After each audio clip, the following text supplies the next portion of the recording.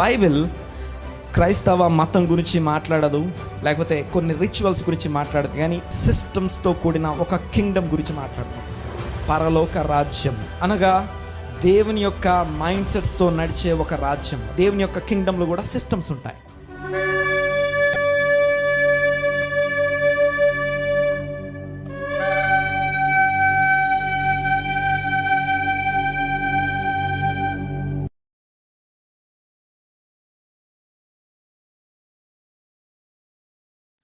Shalom, praise the Lord. దేవునికి స్తోత్రం కలుగును గాక. హల్లెలూయా. ఈ మరొక పునరుత్థాన దినంన దేవుని సన్నిధిలో ఇలాగున ఆరాధించుటకు, దేవుని వాక్యం ధ్యానించుటకు కృపనిచ్చిన మన దేవుణ్ణి స్తుతిద్దాము, ఆయనకు ఒక్కసారి మహిమ చెల్లిద్దాము. దేవుని వాక్యం వెళ్ళక ముందు చిన్న మాట ప్రార్థన చేసుకుందాం. అందరం ఏకీవిద్దాం, కళ్ళు మూసుకుందాం. స్తోత్రము స్తోత్రము స్తోత్రం నాయన, మీకే వందనాలు. నజరేయుడైన యేసు నామమున మరొక పునరుత్థాన దినమున మీ సన్నిధిలో ఇలాగున కలుసుకొనుటకు కృపనిచ్చినందుకు వందనాలు. ఈ live, Zoom, YouTube, Facebook services అన్నిటిని బట్టి వందనాలు చెల్లిస్తున్నాం నాయన. మీ కృపను బట్టి మీకు వందనాలు. కేవలం భూమి మీద మీరు అనుగ్రహించింది పరలోకమందున్న తండ్రి అనుకొచ్చి ఎవరు ఏది పొందలేరు నాయన. మీకు వందనాలు. ఈ దినంలో మేము ఇలాగున సహవాసం కలిగి ఉన్నాము, ఇలాగున లైవ్లో కనపడుతున్నాము, ఇలాగున లైవ్లో కలుసుకుంటున్నామంటే కేవలం మీ కృపదేవ. మీకు వందనాలు, స్తోత్రం నాయన. మీకే వందనాలు. నజరేయుడైన యేసు నామమున మా ముందున్న వాక్య ధ్యానమును ఇదిగో మీ నామ ఘనతను బట్టి, మీ కృపను బట్టి ఆశీర్వాదకరంగా మార్చండి దేవా. స్తోత్రం చెల్లిస్తున్నాం. మా యొక్క ఈ సహవాసమును దీవించండి. ఇంకను ఈ లైవ్లోకి వచ్చే వాళ్ళ కొరకు ప్రార్థన చేస్తున్నాం. వారందరిని నడిపించండి. వాక్య ధ్యానంలో ఇదిగో ఆసక్తితోనూ మీ చిత్తానుసారమైనటువంటి భయభక్తులతో వాక్యమును ఎలా వింటే మీకు ఇష్టమో, ఎలా అనుసరించడానికి సిద్ధపడితే మీకు ఇష్టమో, ఆశతోనూ ఆసక్తితోనూ మీ సన్నిధిలో వాక్యం కొరకు కూర్చోడానికి సహాయం దయచేయమని ప్రార్థిస్తున్నాం. ఇది వాక్య ధ్యానము లీడ్ చేస్తుండగా మీ కృప కొరకు వేడుకుంటున్నాం. ఒక మనుషుని జ్ఞానము, తెలివి, వివేచన, అవగాహన కాదు కానీ పరిశుద్ధాత్ముడు సంఘముతో చెప్పు మాట చెవిగలవాడు వినుడుగా కానీ ఇదిగో మీ మాట నెరవేర్చబడినట్లు ఈ సమయంలో నా యొక్క ఆలోచనలని ఇదిగో నన్ను నేను మీ హస్తాలకు అప్పగించుకుంటున్నాను నాయన. మీ కృప దయచేయండి. మీ యొక్క వాక్యం యొక్క ఇదిగో నేను ప్రభువా బోధ కొరకు, ఉపదేశం కొరకు వేడుకుంటున్నాం. సంఘంతో మీరు మాట్లాడండి. మీరు మాట్లాడితే జీవితాలు మారుతాయి. మీరు మాట్లాడితే ఇదిగో గుడ్డివారు కన్నులు తెరవబడతాయి. మీరు మాట్లాడితే ఇదిగో చనిపోయిన వారు లేచి కూర్చుంటారు. మీరు మాట్లాడితే ఇదిగో నేను ప్రభువా సృష్టి యావత్తు దేని స్థితిలోనికి, దేని ప్లేస్లోకి అది వచ్చి కూర్చుంటుంది దేవా. దేని స్థానంలోకి అది నిలబడుతుంది దేవా. స్తోత్రం నాయన. మీకు వందనాలు, మీకు వందనాలు, స్తుతులు, స్తోత్రం చెల్లిస్తున్నాం. మీ వాక్కు చేత దర్శించమని వేడుకుంటున్నాం.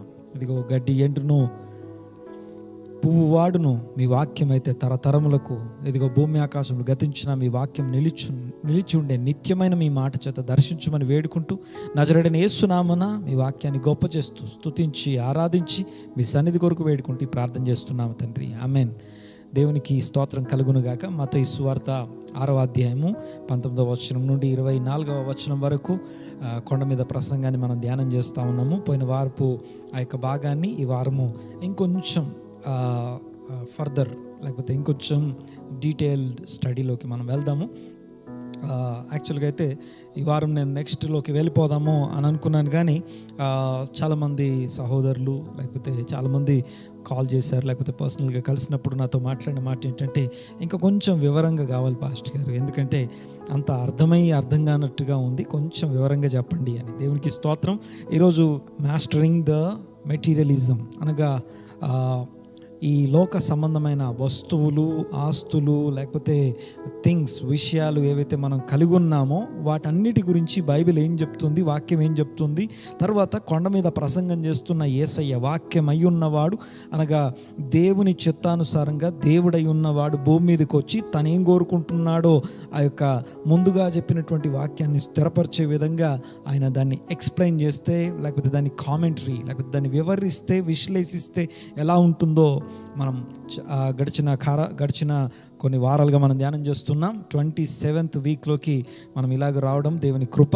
దేవునికి స్తోత్రం కలుగునుగాక. ఈరోజు ప్రత్యేకంగా ఆ యొక్క మెటీరియలిజం అనగా మనం మెటీరియల్ కలిగి ఉండడము, ఆస్తులు, నిధులు కలిగి ఉండడము, వస్తువులు కలిగి ఉండడము, ఇండ్లు, పొలాలు, వ్యాపారాలు ఇవన్నీ కలిగి ఉండడం వెనకాల దేవుని చిత్తం ఏంటి, దేవునికి స్తోత్రం కలుగును గాక.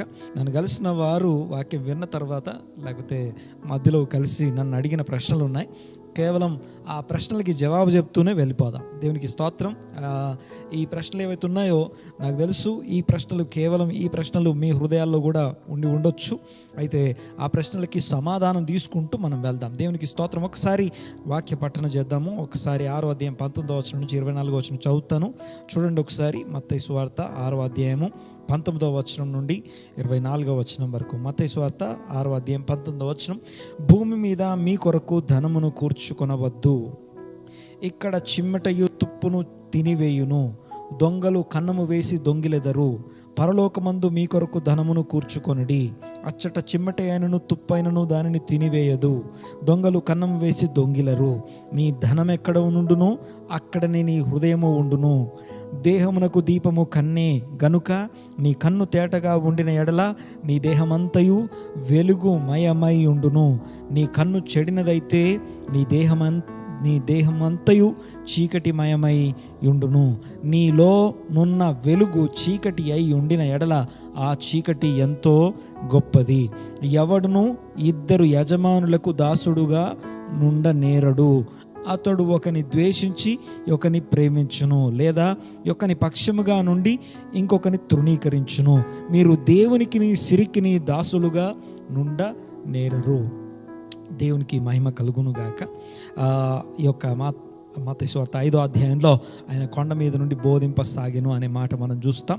ఆయన బోధిస్తున్నప్పుడు వారు ధన్యులు అని ఫస్ట్ ఆ యొక్క ఒక సెగ్మెంట్లో ఆయన మాట్లాడినట్టు చూస్తాం. తర్వాత మీరేమై ఉన్నారంటే వెలుగై ఉన్నారు, ఉప్పై ఉన్నారు, కొండ మీద పట్టణం మీరేమై ఉన్నారు సెకండ్ పార్ట్ చూస్తాం. ఆ తర్వాత థర్డ్, మీరు వాక్యమును విని ఉన్నారు, నేను మీతో చెప్పినదేమనగా ఈ మాట మీతో చెప్పబడి ఉండుట మీరు విని ఉన్నారు, నేను మీతో చెప్పినదేమనగా. వారు ధన్యులు. తర్వాత మీరేమై ఉన్నారు, మీరేం విని ఉన్నారు. తర్వాత నెక్స్ట్ 4వది, మీరు చేయునప్పుడు, ఉపవాసము చేయనప్పుడు, ధర్మము చేయనప్పుడు, ప్రార్థన చేయనప్పుడు. ఈ యొక్క 3 చేయునప్పుడు అనే సెగ్మెంట్ దాటి ఇక ఈరోజు ఏం చేయరాదు, చేయకూడదు అనే సెగ్మెంట్లోకి మనం ప్రవేశించాం. అందులో మొదటిది, భూమి మీద ధనమును సంపాదించుకొనవద్దు, కూర్చుకొనవద్దు. There is a big difference. ధనము సంపాదించుటకు, ధనము కూర్చుకొనుటకు చాలా తేడా ఉంది. ప్రశ్న జవాబుల పద్ధతిలో ఈరోజు మన ధ్యానాన్ని కొనసాగిద్దాం. ద ఫస్ట్ క్వశ్చన్, మొదటి ప్రశ్న ఏంటిదంటే, పరలోకపు ధననిధి లేదా దేవుని ధననిధి అంటే ఏంటి పాస్టర్ గారు? పరలోకపు ధననిధి, దేవుని ధననిధి అంటే ఏంటి పాస్టర్ గారు? దేవునికి స్తోత్రం. చూడండి ఒకసారి. యేసయ్య మాట్లాడుతూ ఆయన అంటున్నాడు, భూమి మీద మీ కొరకు ధనమును కూర్చుకొనవద్దు అని చెప్తూ, పరలోకమందు మీ కొరకు ధనమును కూర్చుకొనుడి అని చెప్తున్నాడు. పరలోకమందు ధనమును కూర్చుకొనుట అంటే treasures of the haven, treasures of the Lord అనే పదం గురించి లాస్ట్ వీక్ మాట్లాడుకున్నాం.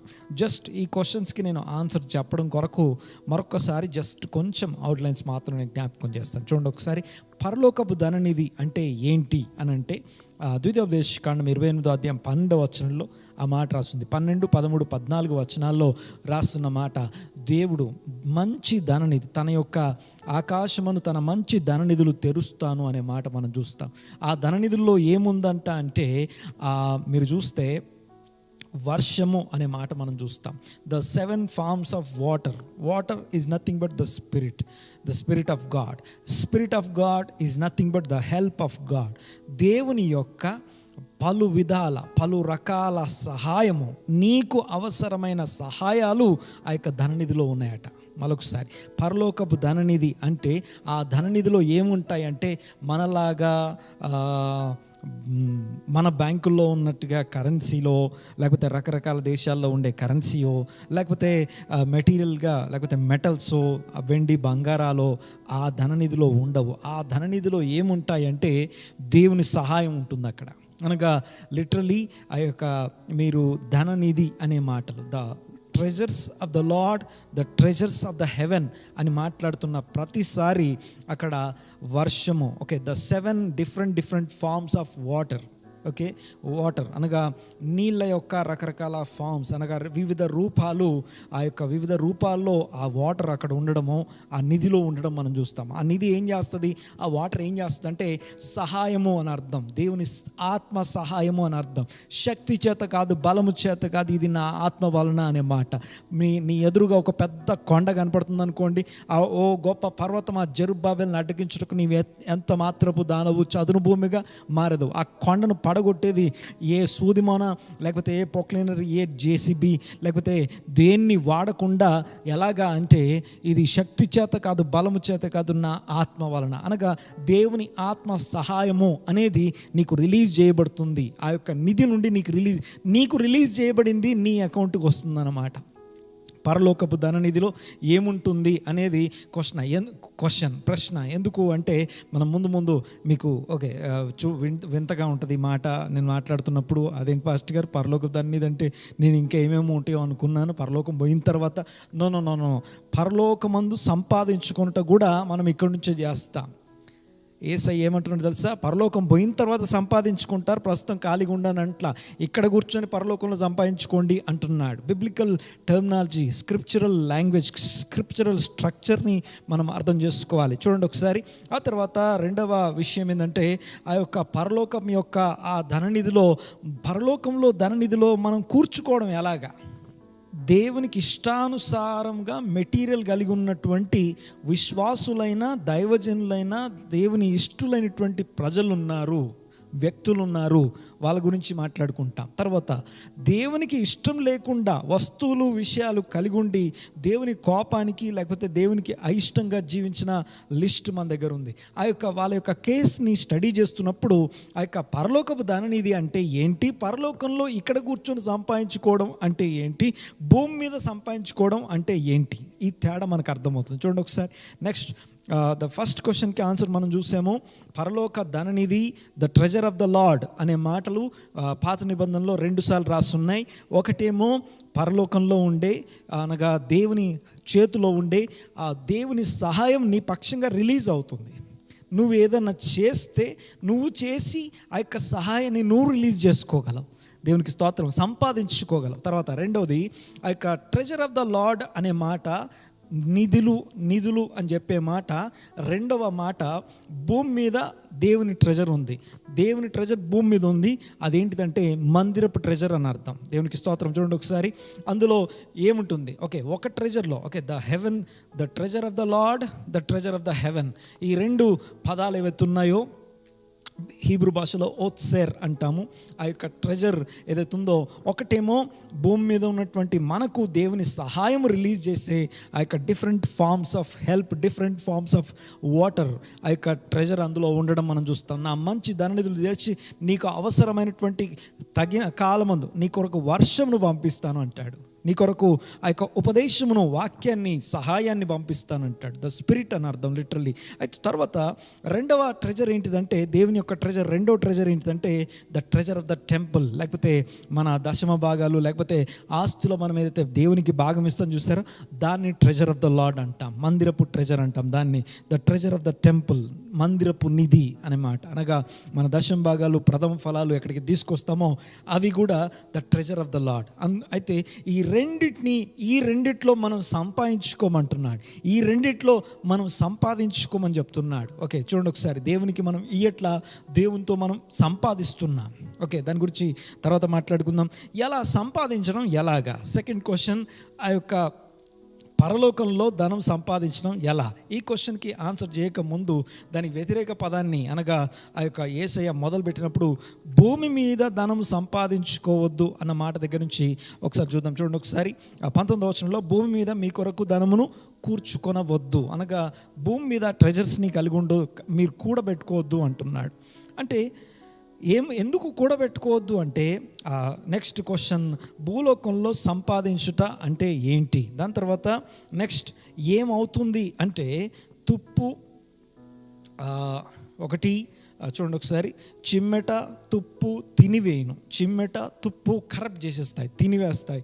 నెక్స్ట్ దొంగిలించి పడతాయి. ఓకే, అంటే ఏంటి దీని గురించి మనము నెక్స్ట్ నేను ఆన్సర్ చెప్పిన తర్వాతనే వెంటనే అర్థమవుతుందని నేను అనుకోవట్లేదు, కానీ ఆన్సర్ అయిపోయిన తర్వాత మనం కేస్ స్టడీకి వెళ్ళినప్పుడు ఒక్కొక్కటి మనకి స్పష్టంగా అర్థమవుతుంది. దేవునికి స్తోత్రం కలుగునగా. చూడండి ఒకసారి ఇక్కడ ఓకే, పరలోకంలో సంపాదించుకోవడానికి వీ హ్యావ్ రెండు మార్గాలు ఉన్నాయి.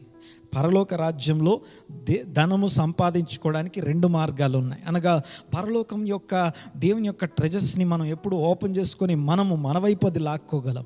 దేవునికి స్తోత్రం. చూడండి ఒకసారి, పరలోకం నా మంచి ధననిధిని తెరుస్తాను అన్నాడు దేవుడు. అంటే ఎవరైతే సంపాదించుకున్నారో వాళ్ళ అకౌంట్లోకి అవి ట్రాన్స్ఫర్ అవుతాయి. ఎవరు సంపాదించుకోగలరు అంటే ద యాక్టివ్ బిలీవర్స్, అనగా ఏదో అందరితో పాటు వెళ్ళే వాళ్ళు కాకుండా దేవుని కొరకు నిలబడి దేవుని విశ్వాసంలో, అనగా లిటరలీ ఆయన ఆజ్ఞలు అనుసరించే వాళ్ళు ఎవరైతే ఉన్నారో. చూడండి ఒకసారి, there is a difference between commandments. కమాండ్మెంట్స్లో రెండు రకాల ఆజ్ఞల్ని మనం చూస్తాం, positive commandments, negative command. Positive కమాండ్మెంట్స్ని అనుసరించే వాళ్ళు. నెగిటివ్ కమాండ్మెంట్స్ అంటే చేయరాదు, అంటే ఏదో చేయకూడదు కాబట్టి చేయలేదు అనేది కాదు, కానీ నేను దేవుని కొరకు ఏం చెయ్యాలి, ఏం చేయగలను అని యాక్టివ్గా, అనగా మ్యాన్ ఆఫ్ యాక్షన్ అంటాం. అనగా మోషే లాంటి వాళ్ళు, లేకపోతే అబ్రహాము లాంటి వాళ్ళు, లేకపోతే యోసేపు లాంటి వాళ్ళు, లేకపోతే ఏలియా లాంటి వాళ్ళు, ఫినెహాస్ లాంటి వాళ్ళు, ఇలాంటి వాళ్ళు ఎవరైతే ఉన్నారో వాళ్ళు పనులు దేవుని ఆజ్ఞలు అనుసరించుట అనే కార్యము చేసి వాళ్ళ అకౌంట్ని నింపుకుంటున్నారు, వాళ్ళ అకౌంట్ని ఓపెన్ చేసుకుంటున్నారు. చూడండి ఒకసారి, ఎవరైతే ఇదిగో ఈ ఆజ్ఞలన్నీ అనుసరించిన, ద్వితీయోపదేశకాండం 28:12 చూసాం మనము.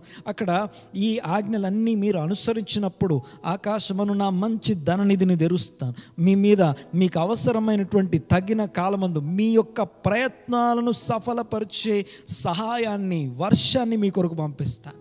అనగా this is the way how to have heavenly treasure, how to దేవుని యొక్క పరలోకపు నిధిని సంపాదించుకోవడం అంటే మీనింగ్ ఇది.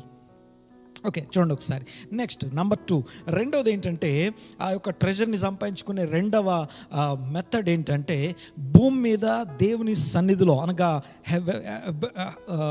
The treasure of the lord అని పిలువబడే మందిరపు నిధిలోనికి మన ఆస్తిలో భాగం ఇచ్చి ప్రథమ ఫలాలు, దశంభాగాలు ఇవ్వడం ద్వారా మనం ఏం చెప్తున్నామంటే దేవుడు మా సృష్టికర్త అయి ఉన్నాడు, దేవుడు మా అధికారి అయి ఉన్నాడు, ఆయన ఆధిపత్యానికి నేను ఒప్పుకుంటున్నాను అని చెప్పి ఆస్తిలో భాగం ఇచ్చి ఘనపరచడం, అనగా దేవునికి ప్రథమ స్థానం ఇవ్వడం. దేవుని సన్నిధిలో మనము ఆస్తిని కలిగి ఉండటానికి, దేవుని సన్నిధిలో పరలోకంలో ధనము కూడబెట్టుకోవడానికి రెండు మార్గాలు ఉన్నాయి. ఏంటి ఆ రెండు మార్గాలు? ఒకటి, దేవుని కోసం యాక్టివ్గా దేవుని కొరకు విశ్వాసముతో అందరితో పాటు కాకుండా దేవుని చిత్తానుసారంగా, దేవుని ఇష్టానుసారంగా ఆయన ఆజ్ఞలు అనుసరిస్తూ ఆయనకిష్టులుగా జీవించడం, ఆయనను ప్రేమిస్తూ ఆయన ఆజ్ఞలు అనుసరించే ఆ యొక్క ఫస్ట్ మెథడ్. సెకండ్ మెథడ్ ఏంటంటే దేవునికి తమ యొక్క ఆస్తిలోను, తమ జీవితంలోను, తమ పరిస్థితుల్లోనూ భాగమిచ్చి దేవుణ్ణి ఘనపరచడం. ఈ రెండు పనులు చేయడం ద్వారా పరలోకమందు మనము ధనం సంపాదించుకుంటున్నాం. దేవుని యొక్క ట్రెజర్లో మన భాగాన్ని, మన వాటాన్ని క్రియేట్ చేసుకుంటున్నాం. దేవునికి స్తోత్రంగా. These are the 2 methods. జాగ్రత్తగా గమనించండి ఒకసారి.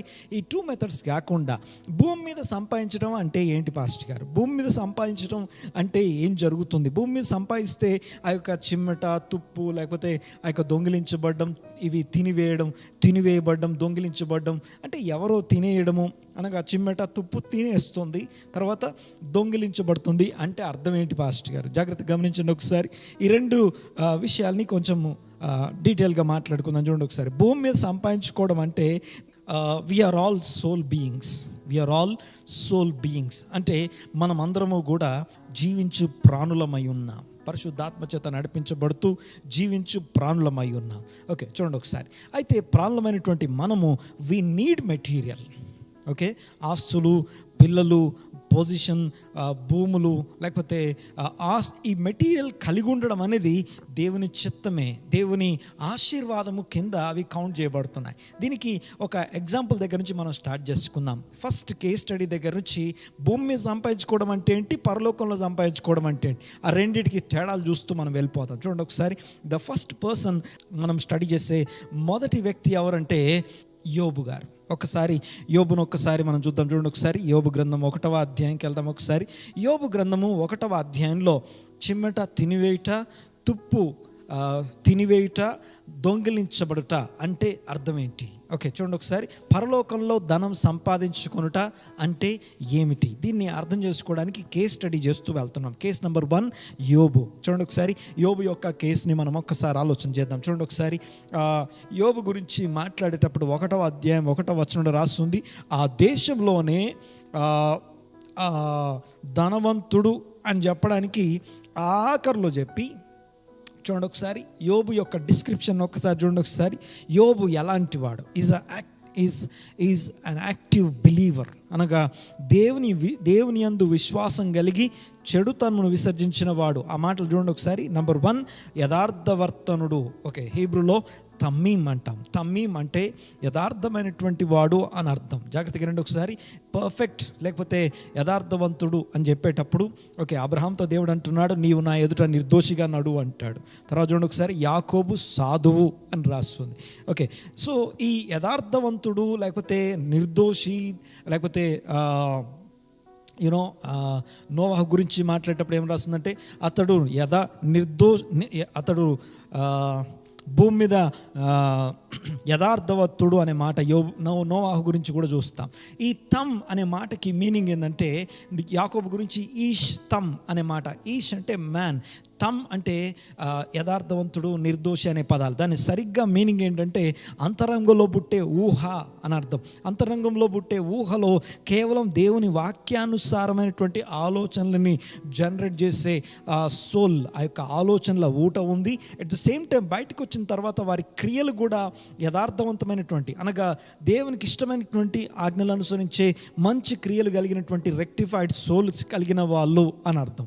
వారిని యథార్థవంతులు, వాక్యంలో కడుగబడిన వారు, నిర్దోషులు, నిష్కలంకులు. ఓకే, ఈవెన్ కొత్త నిబంధనలకు వచ్చిన తర్వాత యేసు ప్రభు గురించి పౌలు గారు మాట్లాడుతూ అంటాడు, ఆయన రక్తంలో మనము కడుగబడ్డాం అని చెప్పేటప్పుడు ఎలా అంటాడంటే, ఆయన అర్పణ చేత మనము పరిమళ సువాసనగా మార్చబడ్డాం అని చెప్తూ ఆ యొక్క 5వ అధ్యాయం ఎఫెసీ పత్రికలో రాస్తుంది, నిష్కలంకులముగాను నిర్దోషులముగాను ఆయన దృష్టి ఎదుట ఈ మచ్చ, ముడత, డాగు, కలంకము ఏది లేనివో, అంటే ఇన్సైడ్ అవుట్, కేవలం పైన కాదు కానీ ఇన్సైడ్ అవుట్, వాళ్ళని తమ్ అనే మాటతో పిలుస్తాం. యోబు యథార్థవంతుడు. తర్వాత చూడండి ఒకసారి. నెక్స్ట్ న్యాయవంతుడు. నెక్స్ట్ దేవుని యందు భయభక్తులు కలిగి చెడుతనమును విసర్జించడం అంటే దేవునికి తన్ను తాను సబ్మిట్ చేసుకున్నవాడు అని అర్థం. దేవుని యందలి భయభక్తులు అంటే a positive fear of the lord. తర్వాత చూడండి ఒకసారి. ఇవన్నీ ఏం చేశాయంటే యోబును 7 కుమారులతోనూ 3 కుమార్తెలతోనూ దేవుని చేత దీవించబడ్డాడు. కుమారులు దేవుడు అనుగ్రహించు స్వాస్థ్యం, బహుమానం అని మనకు తెలుసు. తర్వాత చూడండి ఒకసారి. అతనికి 7,000 గొర్రెలు ఉన్నాయి, 3,000 ఒంటెలు, 500 జతల ఎడ్లు, తర్వాత 600. అతను అన్నీ చెప్పి లాస్ట్ చూడండి ఒకసారి. పనివారును అతనికి ఆస్తిగా నుండెను గనుక తూర్పు దిక్కు జనులందరిలో అతడే గొప్పవాడు. అంటే గొప్పవాడు అంటే he became the head. Okay, ద్వితీయోపదేశకాండ 28వ అధ్యాయం 12వ వచనం మనం చదువుకున్నాం. దేవుని యొక్క ఆజ్ఞలు పాజిటివ్గా యాక్టివ్గా అనుసరిస్తే దేవుడు తన ఫేవర్ని, తన యొక్క వర్షాన్ని, ఆ యొక్క నిధిని ఓపెన్ చేస్తాడట, మీ అకౌంట్ నింపుతాడు. అప్పుడు ఏమవుతుందంటే నీవు చేయనుకొని పనులు దీవించబడతాయి. అంతేకాదు ఆ పనులు దీవించబడడం వల్ల ఏమవుతుందంటే నువ్వు ఆ దేశంలో తలగా ఉంటావు కానీ తోకగా ఉండవు, పైవాడవుగా ఉంటావు కానీ కిందిగాడుగా ఉండవు. తర్వాత నీవు అప్పు ఇస్తావు కానీ అప్పు చేయవు. యోబు ఆ స్థితిలో ఉన్నాడు. బికాస్ ఓకే, ఆ యొక్క డివైన్ రిక్వైర్మెంట్స్ అన్నీ కూడా ఫుల్ఫిల్ చేసినటువంటి లైఫ్ స్టైల్ కలిగినటువంటి ఆ పాజిటివ్ కేస్ని మనం చూస్తున్నాం. అనగా భూమి మీద కాకుండా పరలోకమందు యోబు ధనం సంపాదించుకున్నాడు. చూడండి ఒకసారి ఎలాగా ఇది మనకు తెలుస్తుంది అంటే, ఇప్పుడు యోబు సంపాదనని, యోబు యొక్క గొర్రెలు, ఆస్తులు అవన్నిటినీ మనం భూమి మీద సంపాదన కింద ఎందుకు కౌంట్ చేయకూడదు? ఓకే, చూడండి ఒకసారి. కిందికి వచ్చిన తర్వాత దేవుని సన్నిధిలో నిలిచినటువంటి సాతానుడు యోబును అక్యూజ్ చేస్తున్నాడు, యోబు గురించి మాట్లాడుతున్నాడు. ఏమని మాట్లాడుతున్నాడు చూడండి ఒకసారి. యోబు గురించి ఏమంటున్నాడు చూడండి ఒకసారి. 9వ వచనం. ఓకే, 8వ వచనంలో, నీవు నా సేవకుడైన యోబు సంగతి ఆలోచించితివా, అతడు యథార్థవర్తనుడు, న్యాయవంతుడునై దేవుని యందు భయభక్తులు కలిగి చెడుతనమును విసర్జించిన వాడు, భూమి మీద అతని వంటి వాడు ఎవడూ లేడట. Praise the lord. భూమి మీద అతని వంటి వాడు ఎవడు లేడు అనే విధంగా ఒక స్పెషల్ లైఫ్ స్టైల్ కలిగి ఉన్నాడు. అనగా దేవుడు అంటున్నాడు భూమి మీద అలాంటి వాడు ఎవరూ లేరు అనే అనేటువంటి అద్భుతమైనటువంటి జీవితం. చూడండి ఒకసారి, యాక్చువల్గా భూమి మీద అంటే ల్యాండ్ అని అర్థం. అనగా ఆ తూర్పు దేశంలో ఆ ప్రాంతంలో అలాంటి వాడు ఎవరు లేడట. అపవాది అన్నాడట, యోబు ఊరకయే దేవుని యందు భయభక్తులు కలవాడు ఆయన, నీవు అతనికిని అతని ఇంటి వారికిని సమస్తమునకును చుట్టూ కంచె వేసితివి కదా, నీవు అతని చేతి పనిని దీవించుట చేత, అతని చేతి పనిని దీవించుట చేత. ఇందాక నేనేం చెప్పాను, ద్వితీయోపదేశకాండం 12వ వచనంలో, నీవు దేవుని ఆజ్ఞలు అనుసరిస్తే నీ చేతి పనిని, నీవు దేవునుకున్న పనులను దీవించడానికి దేవుడు తన ధననిధిని ఓపెన్ చేస్తాడు. ఆ ధననిధిని యోబు అనుభవించాడని సాతానుడు చెప్తున్నాడు. చూడండి ఒకసారి, తర్వాత చూడండి ఒకసారి ఆ మాట, జీవించుట చేతనే కదా అతని ఆస్తి దేశంలో బహుగా విస్తరించి ఉన్నది. అంటే యోబుకి ఆస్తి కలిగి ఉండడం అనేది అవుతుందో, భూమి మీద కలిగి ఉన్నప్పటికీ యోబు ఆస్తి భూమి మీద కాదు పరలోకంలో కలిగి ఉన్నాడు అని నేను వాదిస్తున్నాను. అయితే సాతాను అంటున్నాడు, అయితే యోబు ఆస్తి విషయంలో ఓకే, నువ్వు నాకు పర్మిషన్ ఇస్తే ఆ చిమ్మట తుప్పు తినివేయడం అనేదాన్ని నేను చేసి చూపిస్తాను, దొంగిలించడం అనేదాన్ని నేను చేసి చూపిస్తాను. I need your permission. ఎందుకు పర్మిషన్ అంటే, తర్వాత చూడండి ఒకసారి, యోబు ఆస్తి, యోబు సంపాదన, భూమి మీద సంపాదన, పరలోకం సంపాదన నేను తేలుస్తానంటున్నాడు. జాగ్రత్త గమనించండి ఒకసారి. దేవునికి సాతాను మధ్యలో ఆ యొక్క మాటలో ఈ సాతాను అంటున్న మాట ఏంటంటే, ఇది పరలోకంలో సంపాదన అని దేవుడు అంటున్నాడు. అంటే యోబు భయభక్తులు కలిగి ఉన్నాడు. ఇందాక చెప్పాను, పరలోకమందు సంపాదించుకోవాలంటే రెండు చేయాలి. ఒకటి దేవుని ఆజ్ఞలు అనుసరిస్తూ పరిశుద్ధమైనటువంటి జీవితం, రెండు మన ఆస్తిలో భాగమిస్తూ దేవుని సన్నిధిలో జీవించడం. ఇక్కడ చూడండి ఒకసారి, నెక్స్ట్ ఏమనుందో సాతాను ఏమంటుండో చూడండి ఒకసారి, ఆయనను ఇప్పుడు నీ చేయి చాపి అతనికి కలిగిన సమస్తమును మొత్తిన ఎడల అతడు నీ ముఖము ఎదుటనే దూషించి నిన్ను విడిచిపోవును అని యెహోవాతో అనగా, ఇదిగో అతనికి కలిగిన సమస్తమును, ఆ ఆస్తి నీ చేతిలో పెడుతున్నాను. యోబుకు కలిగిన ఆస్తి నీ చేతిలో పెడుతున్నాను. చూడండి ఒకసారి, యోబుకు కలిగిన ఆస్తి నీ చేతిలో పెడుతున్నాను, నీ వశమున ఉన్నది. అతనికి మాత్రం, అతని సోల్కి మాత్రం హాని చేయొద్దు, అతనికి అతని ప్రాణమునకు హాని చేయొద్దు అనే మాట చూడండి. అతనికి మాత్రం ఏ హాని చేయకూడదని అపవాదికి సెలవీయగా వాడు యెహోవా సన్నిధి నుండి బయలు వెళ్ళగా. దేవునికి స్తోత్రం. ఆ 13వ వచనం నుంచి 18వ వచనం దాకా అన్నీ పోవడం మనం చూస్తాం. ఇక అన్నీ పోయిన తర్వాత 20వ వచనం చూడండి ఒకసారి. అప్పుడు యోబు లేచి, యోబు ఆస్తి పాస్తులు, యోబు భూమి మీద సంపాదించుకున్న ఆస్తి మొత్తం పోయింది.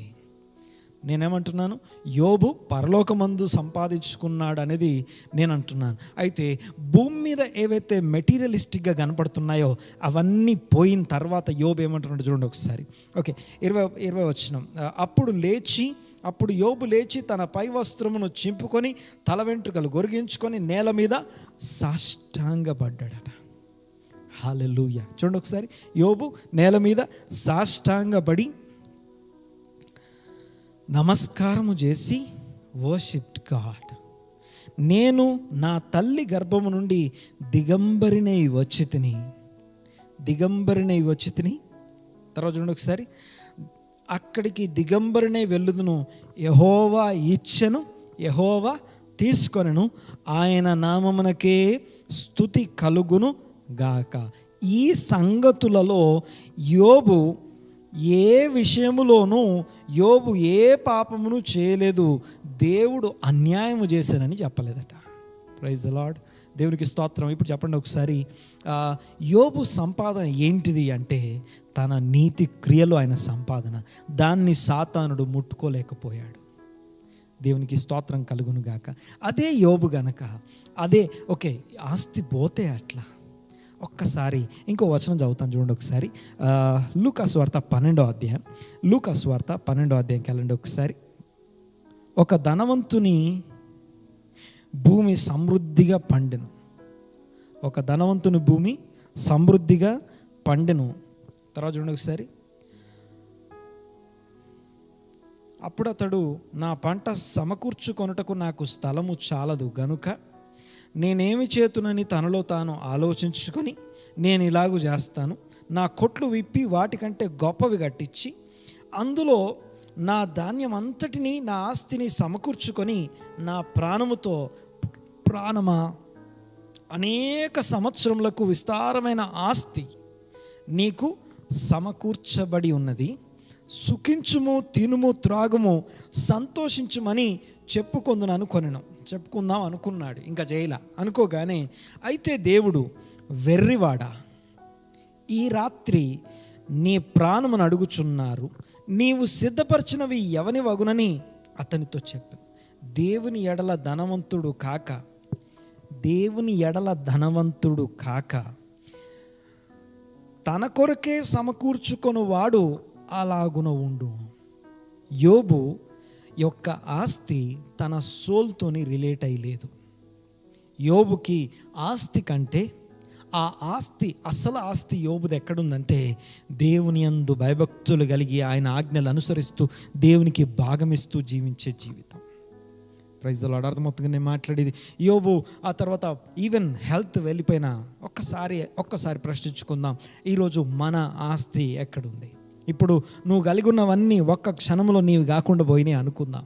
ఒకసారి నువ్వు కలిగి ఉన్నవన్నీ ఒక్క దెబ్బతో అన్నీ పోయాయి అనుకుందాం. ఐఎమ్ వెరీ సారీ, ఓకే, క్షమించండి, ఇబ్బంది పడకండి. లేకపోతే నేను ఇలా అంటున్నాను, ఏంది పాస్టర్ గారు? ఓకే, ఒకప్పుడు పాస్టర్ గారు చాలా ఆయన మాటలు వింటుంటే చాలా కృపతో ఉండేటివి, ఈ మధ్య చాలా కఠినంగా వినపడుతున్నాయి. దేవునికి స్తోత్రం. జాగ్రత్తగా గమనించండి ఒకసారి. ఒకవేళ పోతే నీ ప్రాణం మాత్రం నీతో ఉంది. ఆ ప్రాణానికి దేవుని వాక్యం తెలుసు. వాక్యం అనుసరించే నీ సోల్, వాక్యానుసారంగా నడుచుకునే నీ సోల్ని ఎడ్యుకేట్ చేస్తూ ఉండడం దేవుని చిత్తమై ఉంది. అనగా దేవుని యందు భయభక్తులు కలిగి ఉన్న సోల్ కలిగి ఉన్నవా, యు ఆర్ రిచ్. దేవుని కొరకు ధనవంతునివి నువ్వు. There is a big difference. నీకు నువ్వు ధనవంతునివా, దేవుని కొరకు ధనవంతునివా? మెటీరియల్ కలిగి ఉండడం దేవుని చిత్తం అండి. చూడండి ఒకసారి, నువ్వు ఆజ్ఞలు అనుసరిస్తే I'm going to open the treasures అంటాడు. అనగా నిన్ను ధనవంతుని చేయడం దేవుని చిత్తమే. అయితే చూడండి ఒకసారి, there is a big difference. దేవుని కొరకు ధనవంతుడు, తన కొరకు తానే ధనవంతుడు అనే మాట. ఒకసారి ఆ మాట చూడండి ఒకసారి. 21వ వచనం, దేవుని ఎడల ధనవంతుడు కాక తన కొరకు తానే ధనవంతుడు. Is a self rich person. తనకు తాను ధనవంతుడు.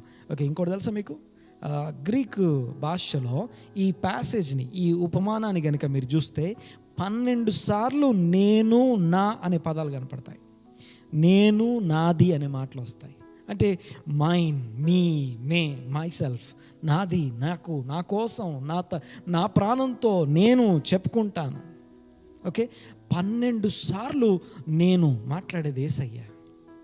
ఓకే, దేవునికి స్తోత్రం. ఆయన ఒక ఉపమానం చెప్తున్నప్పుడు ప్యాటర్న్స్ ఉంటాయి. అందులో ఆ ప్యాటర్న్ని సరిగ్గా అర్థం చేసుకోవాలి. వాక్యంలో ఉన్న ప్యాటర్న్స్ని మనం అర్థం చేసుకోవాలి. దేవునికి స్తోత్రం కలుగును గాక. చూడండి ఒకసారి. ఓకే, యోబుని బట్టి మనకు అర్థమవుతుంది. ఓకే, భూమి మీద ఒకవేళ గనక సంపాదించుకోవడం అంటే అర్థం ఏంటంటే, ఈ భూ సంబంధమైన ఆస్తి యోబు సోల్తో ఇంటిగ్రేట్ అయిపోయి, అది లేకపోతే నేను లేను అన్న జీవితం కనుక యోబు కలిగి ఉంటే, అది వెళ్ళిపోగానే దేవుని ఎదుట, దేవుని ముఖం ఎదుట దేవుని దూషించాలి. బట్ ప్రైజ్ గాడ్, ఏ విషయంలోనూ యోబు పాపం చేయలేదట. తర్వాత చూడండి ఒకసారి, ఏ విషయంలోనూ యోబు పాపం చేయలేదు. ఈరోజు చాలా చర్చ్ లేకపోతే సంఘ సహవాసం కలిగినటువంటి విశ్వాసులు, సంఘ సహవాసం కలిగినటువంటి సహోదరులు, సహోదరీలు కొన్ని లేకపోతే వాళ్ళ ప్రాణం పోయినట్టు ఫీల్ అవుతారు. కొన్ని రాకపోతే, కొన్ని మీకు దక్కకపోతే, మీరు అనుకున్నది మీకు జరగకపోతే మీ ప్రాణం పోయినట్టు ఫీల్ అవుతారు. బట్ ప్రైజ్ ది లార్డ్, దేవుడట మనల్ని ప్యూరిఫై చేస్తున్నాడట, రెక్టిఫై చేస్తున్నాడట. అందుకే మనల్ని ఎలా నిర్మలుగా మారుస్తున్నాడు. 66వ కీర్తన 10వ వచనంలో ఇలా రాస్తుంది, వెండిని నిర్మలము చేస్తున్నట్టు ఆయన మనల్ని నిర్మలం చేస్తున్నాడు. అనగా వెండి ఆ యొక్క మట్టిలో, ఆ యొక్క మట్టి మలినాలతో కలిసినటువంటి వెండిని అగ్నిలో వేసి దాన్ని కరగదీసి సాలిడ్ స్టేట్లో ఉన్నటువంటి ఆ యొక్క వెండి కాస్త లిక్విడ్ స్టేట్లోకి మారిపోయి, అనగా ద్రవరూపంగా మారినటువంటి వెండిని తీసుకెళ్ళి నీళ్ళలో పడేస్తారు. చల్లని నీళ్ళలో పడేస్తారు. వేడి నిప్పుల్లో తీసుకొచ్చి చల్లని నీళ్ళలో పడేయగానే అది మళ్ళీ గడ్డగట్టిపోతుంది. అనగా చూడండి ఒకసారి. తర్వాత మళ్ళీ ఏం చేస్తా, మళ్ళీ తీసుకెళ్ళి వేడి నీళ్ళలో. ఆ మాట తర్వాత అంటాడు, నీవు మమ్మల్ని అగ్నిలోనూ నీళ్ళలోనూ పడేస్తున్నావు. ఎందుకు పడేస్తున్నావు? ఎందుకు అగ్నిలో నుంచి మళ్ళీ నీళ్ళలోకి, మళ్ళీ నీళ్ళలోంచి అగ్నిలోకి ఎందుకు తీసుకెళ్తున్నావు అంటే, God is going to rectify our souls. God is working. నువ్వు ఈరోజు అగ్నిలో ఉండి ద్రవ రూపంలోకి మారుతున్న సిల్వర్ లాగా ఉన్నా సరే, లేదా ఆ యొక్క ఘన రూపంలోకి మార్చబడుతున్నటువంటి నీళ్ళలో పడినటువంటి చల్లని పరిస్థితులు కలిగినటువంటి వెండిలాగా ఉన్నా సరే, బట్ ఎక్కడున్నా నువ్వు మాత్రం ఆయన చేతుల్లో ఉన్నావు. God is working with you. God is working for you. దేవుడు మన పక్షంగా ఉన్నాడు. ఏమి జరిగినా సమస్తమును మన కొరకు సమకూడి జరుగుతున్నాయి అంటాడు. మేలు కొరకై జరుగుతున్నాయట. Praise the Lord. దేవునికి స్తోత్రం కలుగును గాక. చూడండి ఒకసారి, భూ సంబంధమైనటువంటి ఆస్తులు సంపాదించుకొనుట, పరలోకమందు సంపాదించుకుంట. పరలోకం సంపాదించుట అంటానికి 2 మార్గాలు ఉన్నాయి. ఒకటి, నెంబర్ 1, ఫస్ట్ థింగ్ ఏంటంటే దేవుని యందు భయభక్తులు కలిగి దేవుని ఆజ్ఞలు అనుసరిస్తూ ఆ యొక్క పరిశుద్ధమైనటువంటి దేవుని ఇష్టానుసారమైనటువంటి విశ్వాస జీవితం జీవించడం. నెక్స్ట్ రెండవ భాగం ఏంటంటే, రెండవ విధానము దేవుని యందు పరలోకమందు సంపాదించుకొనుట అంటే దేవునికి స్తోత్రం. చూడండి ఒకసారి, ఆ యొక్క మన ఆస్తిలో మనం కలిగి ఉన్న దాంట్లో దేవునికి భాగం ఇవ్వడం. అందుకే యోబు అన్నీ పోయిన తర్వాత యోబు అంటాడు, యెహోవా ఇచ్చాడు, యెహోవా తీసుకున్నాడు అంటాడు. అనగా తన ఆస్తిలో యెహోవాకి భాగం ఇచ్చే విషయంలో అన్నీ నువ్వు ఇచ్చావు, నువ్వు తీసుకున్నావు. Praise the Lord. నీ నామానికి స్తుతి కలుగునుగాక. అయ్యా, నువ్వే నన్ను ఈ పరిస్థితి గుండా తీసుకొచ్చావు, నీ నామానికి స్తుతి కలుగును. నువ్వే ఈ పరిస్థితి గుండా ఈ మంచి స్థితి నాకు ఇచ్చావు, నీ నామానికి స్తుతి. ఈ చెడ్డ స్థితిలో కూడా నన్ను తీసుకొచ్చావు, నీ నామానికి స్తుతి కలుగునుగాక. దేవునికి స్తోత్రం కలుగునుగాక. We have another personality. ఇంకొక వ్యక్తిని మనం ఆలోచన చేద్దాం. చూడండి ఒకసారి, యోసేపుని చూడండి ఒకసారి. యోసేపు ఆ యొక్క అంగి లాగివేయబడి, గోతిలో పడవేయబడి, ఇంట్లో మంచి పొజిషన్లో ఉన్నవాడు ఒక్క దెబ్బకి గోతిలో పడ్డమే కాదు, అమ్మివేయబడ్డమే కాదు, బానిస స్టేటస్ వచ్చేసింది. దేవుని నిబంధన కుటుంబము అబ్రహాము, ఇస్సాకు, యాకోబుల కుటుంబంలో పుట్టి యాకోబు యొక్క పోలిక అనగా యాకోబు పెంచినటువంటి మంచి భయభక్తులు కలిగినటువంటి కుమారుడు యోసేపు. చూడండి ఒక్కసారి యాకోబు గురించి, యోసేపు గురించి జ్ఞాపకం చేసిన ఒకసారి. యాకోబు వంశావళి ఇదే అంటాడు. 37వ అధ్యాయం 2వ వచనం, ఆదికాండం 37వ అధ్యాయం 2వ వచనంలో యాకోబు వంశావళి ఇదే. ఏంటిది ఆ వంశావళి అంటే, మనం వంశాల గురించి మాట్లాడుకున్నాం. యోసేపు యాకోబు వంశావళి అంటే 17 సంవత్సరాల యోసేపును కలిగి ఉండడమే యాకోబు వంశావళి. ఎలాంటి యోసేపు అంటే, మోస్ట్ కరప్టెడ్ వరల్డ్లోకి యోసేపు వెళ్ళిపోయినా, ద మోస్ట్ కరప్టెడ్ వరల్డ్. చూడండి ఒకసారి, 17 ఏండ్ల అబ్బాయి, 17 ఏండ్ల యవనస్తుడు మోస్ట్ కరప్టెడ్ వరల్డ్లోకి వెళ్ళిపోతే మనం ఏమంటాం తెలుసా? చెడ్డ పరిస్థితుల్లోకి మన పిల్లలు వెళ్తే మనం వాళ్ళని వెళ్లకుండా ఆపుతాం. కారణం ఏంటంటే ఆ చెడ్డది వీళ్ళకి ఎక్కడ అంటుతుందో అని. కానీ దేవునికి స్తోత్రం, యోసేపు ఎలాంటి వాడంటే మోస్ట్ కరప్టెడ్ వరల్డ్లోకి తోయబడ్డా, నడిపించబడ్డా, నిర్దోషిగా, నిష్కలంకుడుగా, యథార్థవంతుడుగా బయటకు వచ్చాడు. ఎలాంటి కరప్షన్ అంటే లేదు. అలాంటి భయభక్తులు కలిగినటువంటి యాకోబు వంశావళి యోసేపు. 17 సంవత్సరాల యోసేపు 17 సంవత్సరాల వయస్సు ఏదైతే ఉందో అది యాకోబు ప్రొడ్యూస్ చేసినటువంటి ప్రొడక్షన్ అట. అంటే యాకోబు వంశావళి ఏంటిదంటే, యాకోబు భార్యలు, యాకోబు పిల్లలు, అదంతా కాదట. యాకోబు అద్భుతమైనటువంటి ఆ యొక్క 17 సంవత్సరాల మోస్ట్ కరప్టెడ్ వరల్డ్లోకి పంపించిన రెక్టిఫైడ్ సోల్, అంతే రెక్టిఫికేషన్తో, అంతే అద్భుతమైన పరిశుద్ధతతో బయటికి రావడం. చూడండి ఒకసారి, ఆ గోతిలో పడవేయబడినటువంటి వ్యక్తి ఆ తర్వాత అమ్మివేయబడి దాసుడుగా అయ్యాడు. ఎంత దాసుడైనప్పటికీ అక్కడి నుంచి ఎక్కడికి వెళ్ళాడంటే ఆ యొక్క పోతిఫర్ ఇంట్లో ఒక మంచి పొజిషన్లో ఉన్నాడు. అంత మంచి పొజిషన్, నేమ్, ఫేమ్ అన్నీ ఉన్నాయి. పోతిఫర్ అట యెహోవా అతని చేతుల్లో ఉన్న విషయాల్ని దీవిస్తూ ఉండడం, యెహోవా అతనికి తోడే ఉండడం చూశాడట. ఓకే, మనం మాట్లాడుకుంటున్నాం కదా, మనం కేస్ స్టడీ చేస్తున్నాం. ద్వితీయోపదేశకాండ 28వ అధ్యాయం 12వ వచనంలో ఏదైతే రాస్తుందో, ఎవరైతే దేవుని యందు భయభక్తులు కలిగి ఉంటే ఆయన ఆజ్ఞలు అనుసరిస్తున్నారో వారి కొరకు దేవుడు తన యొక్క మంచి ధననిధిని తెరిచి ఆయన సహాయాన్ని రిలీజ్ చేస్తారు. అలాంటి సహాయం కలిగినటువంటి వ్యక్తిగా యోసేపు ఉన్నాడు. అంటే భయభక్తులు కలిగి ఉన్నాడు, దేవుని ఆజ్ఞలు అనుసరిస్తూ దేవుని చిత్తానుసారం జీవిస్తున్నవాడు గనుక యోసేపు ఏం చేసినా నీవు చేయబూనుకొనే పనులు, నీవు చేయబూనుకొనే విషయాలు దీవించుటకు ధననిధి తెరుస్తాను. అంటే యోసేపు పరలోకపు ధననిధిని కలిగి ఉన్నాడు. హల్లెలూయా. అర్థమవుతుందనే మాట్లాడింది. యోబు పరలోకపు ధననిధిని కలిగి ఉన్నాడు, యోసేపు కూడా పరలోకపు ధననిధి కలిగి ఉన్నాడు. భూమి మీద ఆ పరలోకపు ధననిధి ఆయనకి మెటీరియల్ ఇచ్చింది, పొజిషన్ ఇచ్చింది, స్థాయి, పేరు, అన్నీ ఇచ్చింది ఆయనకి. చూడండి ఒకసారి, పోతీఫరు అట తన కుటుంబంలో తన గృహంలో ఏమేమి ఉన్నాయో అన్నీ ఇచ్చేసాడట, అన్నీ యోసేపు హ్యాండ్ ఓవర్లు చేశాడు. అంతేకాదు ఇంకో మాట రాసుంది, ఇంట్లో ఇంకా ఏముందో ఏం లేదో చూసుకోలేదట, లెక్క కూడా అడగట్లేదట.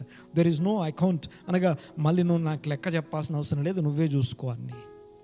అంతగా నమ్మి ఇచ్చే స్థాయికి కారణం ఏంటంటే యోసేపు ఏది ముట్టుకున్నా దీవించబడతా ఉంది, యోసేపు ఏం చేసినా దీవించబడుతుంది కనుక దేవుడు యోసేపుకు తోడై ఉన్నాడన్న సంగతి ఆ పోతీఫరు చూడగలిగాడు.